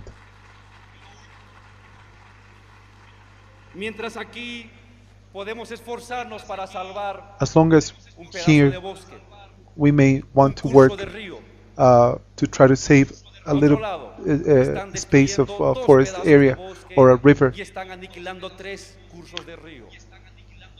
Meanwhile, somewhere else they're destroying 2 areas of forest and a complete river. We won't have a victory if we work locally. The selfishness that all of us have wherever we come from, wherever we work, it is going to only have short-term solutions in limited areas. The planet needs a planetary fight, a fight that includes everyone, a commitment from everyone, and it is intended to save the whole planet, and this is something that has to be done everywhere throughout the world. And we have the responsibility to bear on our backs the destiny of the planet, of life, of nature, for the next decades, for the next generations. Thank you very much. To everyone here present, Honorable President Evo Morales, companions all, it is a true privilege. It is a privilege for my life to be here today in this summit of the people of the world, where we can finally voice our opinion, to speak about the reflections and the dreams that we have, and the due complaint that we offer as we occupy a place on this planet, and on the basis of that, to create a sustainable system. Structural causes. Today in the morning, I heard the bright speeches of the Inauguration Act, and everyone agreed that capitalism is the true cause for the degradation of the environment, of the shifting of the climate, of the violation of our earth, and the impoverishment of the people. I agree. They are absolutely right in that diagnosis. But we have to understand how is it that humanity was able to construct at the rate that he had constructed the society that we live in, which is an illusion, this clarivident kind of science. How is it possible to have created this illusion of a structure, this magical trick, as it had been mentioned by Carlo Polanyi, this historical flaw that has brought us to the brim of a cliff, a situation that had never been lived by the humanity as a whole in this manner. At some point in time, the pest attacked the world, and it shook even the Greeks in ancient times while facing death. But perhaps only at the time of the Holocaust we had come to realize the perspective of a world genocide as a direct result of this climate shifting. The cause is the market itself, this flawed invention of modern civilization. But how has this been conceived, this structural cause which has unleashed this climate shifting? Today we had spoken that it had created, and as we all know, many of you live this, the inequalities and poverty throughout the world, the injustice of this world. But what is the relationship between the capitalist system, the economical rationalism, and that magical trick, that way of thinking of massive production and the shifting of the climate? I think that issue is essential. And that is the point that has been stressed by a very famous economist, Roberto Renan, who had been completely forgotten. And all of his studies had been cast aside by economists to begin with, but also by the world in general. Why is the capital world in which we live in destroying the environment that we need to survive with? Why is capitalism working with the market, creating this artifact that has been inserted into the world, which is deeply rooted in our planet, in our way of thinking, our way of production, and the way that has helped to construct the world in which we live in? It's not an organism, it's an artifact. It's an artifact that has no conscience and no balance. We talk about zero growth. We talk about stationary states of the economy. What we don't understand is that the root itself, as we may perceive, is the genetic origin and the genetic constitution of the way in which we have produced and the reality of the economics of the world. And we have a certain destiny of constant growth. As Karl Marx had said, the call of capitalism is to grow or to die, and capitalism constantly grows, but it feeds mainly from the nature, from the natural world. Capitalism has changed nature.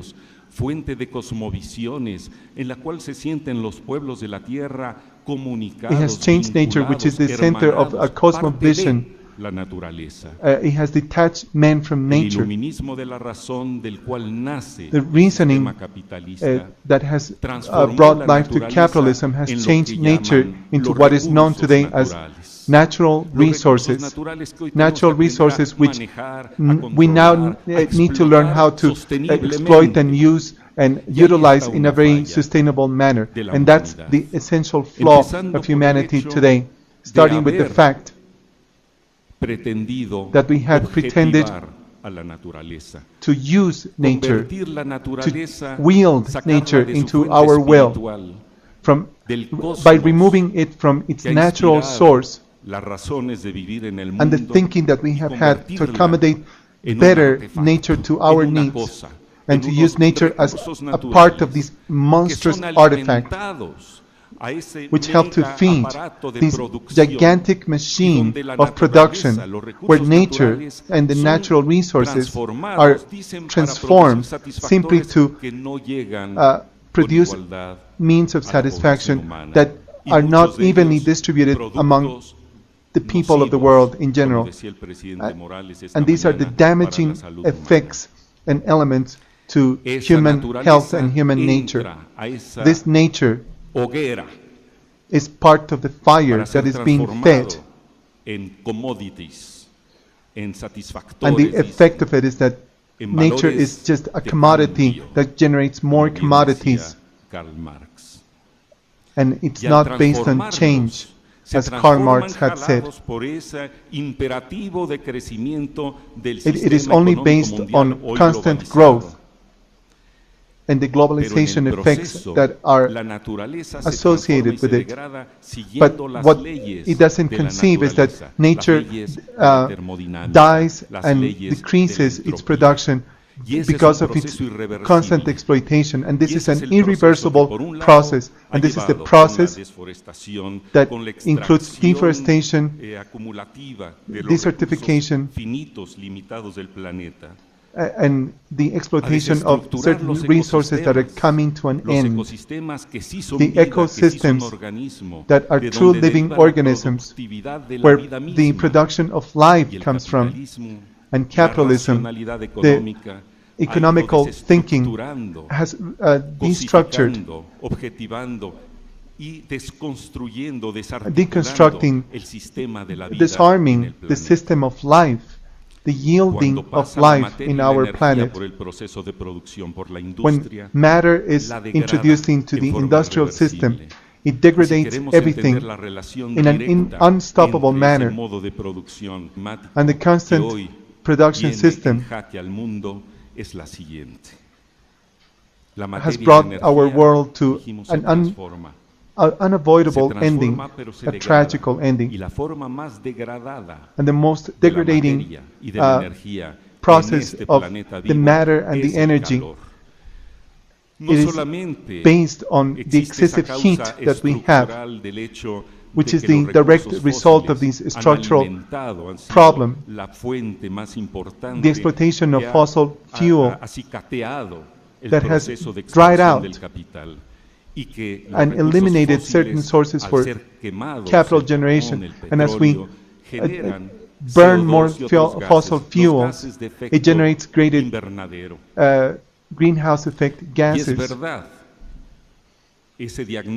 And that diagnosis that has been spread around the world, that the climate shifting is generated by this greenhouse effect, which means that the CO2, especially the greenhouse gases, prevent the gases that enter from the earth into the earth from the sun, have remained on the atmosphere of the earth, and the effect of that has created this climate shifting and certain processes that are ever so more intense, with meteorological effects that have destroyed the ecological system, and the shifting of the people. All of it is a direct result of this enormous process. But we shouldn't just stand here with the diagnosis in our hands. If the cause is to have forced into this living world a structure called capitalism, called economics, we need to stop this. We need to create a system of sustainability. We need to create the means for a better world. And we need to learn how to get out of this maze which has retained us. I'm going to introduce myself in my own language to begin with. Yat A Shea Jahan Giranya Nashia, Torich Edni Nishland on Na Kaitlish and Nebashish Chin, Lash Che Edasha on Na Kaitlish and Edashanele, Tehotoy Dent Nasha Ado, Tinshajent Nasha Iasi. So I am Diné Navajo from the Navajo Reservation in Arizona in the United States. And I just introduced myself to you in my own language. I introduced myself to you by clans, saying that I'm Bitterwater clan on my mother's side and African American on my father's side. Today we're going to be talking about structural causes of climate change and structural changes that need to be made to address this topic of climate change that we're all here to discuss. We need to understand that climate change is just a symptom of a very bad system. You heard President Evo Morales speak earlier today. You know what this is all about, that capitalism is the cause of climate change, and greed and extraction of resources out of Mother Earth for money to profit only a few is what's causing a lot of problems in our society, and climate change is just one of them. So today we're going to hear from this panel of very distinguished guests to offer us their thoughts about how we can address this problem and what structural changes need to be made in society so that we can come out healthier and solve this problem of climate change. Our first panelist is Enrique Leff. He is a researcher and professor at the Universidad Nacional Autónoma de Mexico, and he will have 15 minutes to offer his thoughts.